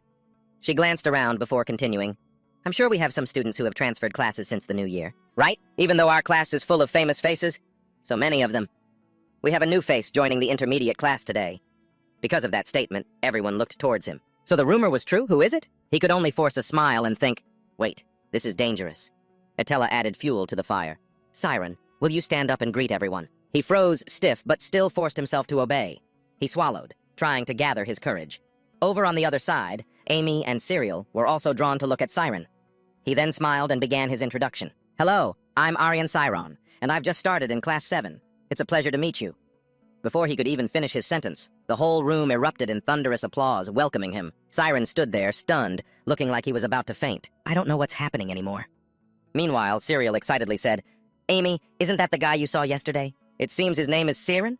Amy, on the other hand, acted uninterested, thinking to herself, this is the first time I've heard his name.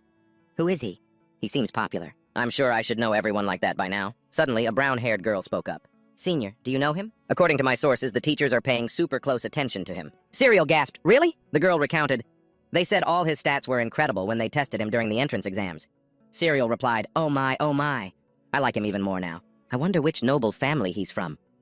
That casual question made Amy suddenly freeze. Her eyes glowed a brilliant red, and her hair flew up around her. It was as if she had just remembered something truly shocking. It was a memory from the past, when she and a few others were caught in something like a tornado. Back then, she stared directly at a boy outside and demanded, where did you learn magic? How can a commoner? And the little boy sobbing outside was none other than a young Siren. Back in the present, she was trembling, breaking out in a cold sweat. A forced smile appeared on her face. Damn it. The Camus family was famous for its bloodline of geniuses. The red eyes were a unique trait passed down to every descendant of the family. It allows the possessor to perfectly recall every moment they see. An arrow flew, hitting the bullseye precisely. Then, another arrow flew, splitting the first arrow already in the bullseye, and that made all her studies feel meaningless. The archer was a red-haired girl. Although she hit the bullseye many times, she didn't seem happy at all. In contrast, the butler standing beside her clapped continuously, praising her. That's wonderful, my lady. That red-haired girl was the youngest daughter of the family, Ami, and also the most talented among her siblings. Ami's father laughed heartily. My daughter! He placed a game piece down, saying, a true descendant of the House of Camus, but Ami just stared silently at the board in front of her. The butler called out, My lady? Her father asked, What's wrong, Amy? With a cold expression, Amy stood up. This is boring. She turned and walked away in frustration. Followed by a group of thugs, Amy thought resentfully, I hate everything. Family, family, family. What does my ability even have to do with this family? I can make it, on my own, without relying on this family's name. She followed the thugs around, getting into fights everywhere. Ami thought to herself, I can do whatever I want. Watching the thugs fight, Ami sat with her legs crossed. This is so boring. However, the one who surprised her and made her reconsider everything. Ami stared in astonishment at the thugs collapsed all around her, and at the little boy standing opposite her. That boy was crying, his face covered in tears. The person who changed Amy's way of thinking was a damn lower-class brat. Back in the lecture hall, Siren was bowing to everyone. Amy watched the scene before her, the corner of her mouth twitching. She blurted out, Damn it! Suddenly, Cyril's voice called out, Amy? Amy? The brown-haired girl next to her also stammered, Senior? Both of them were confused.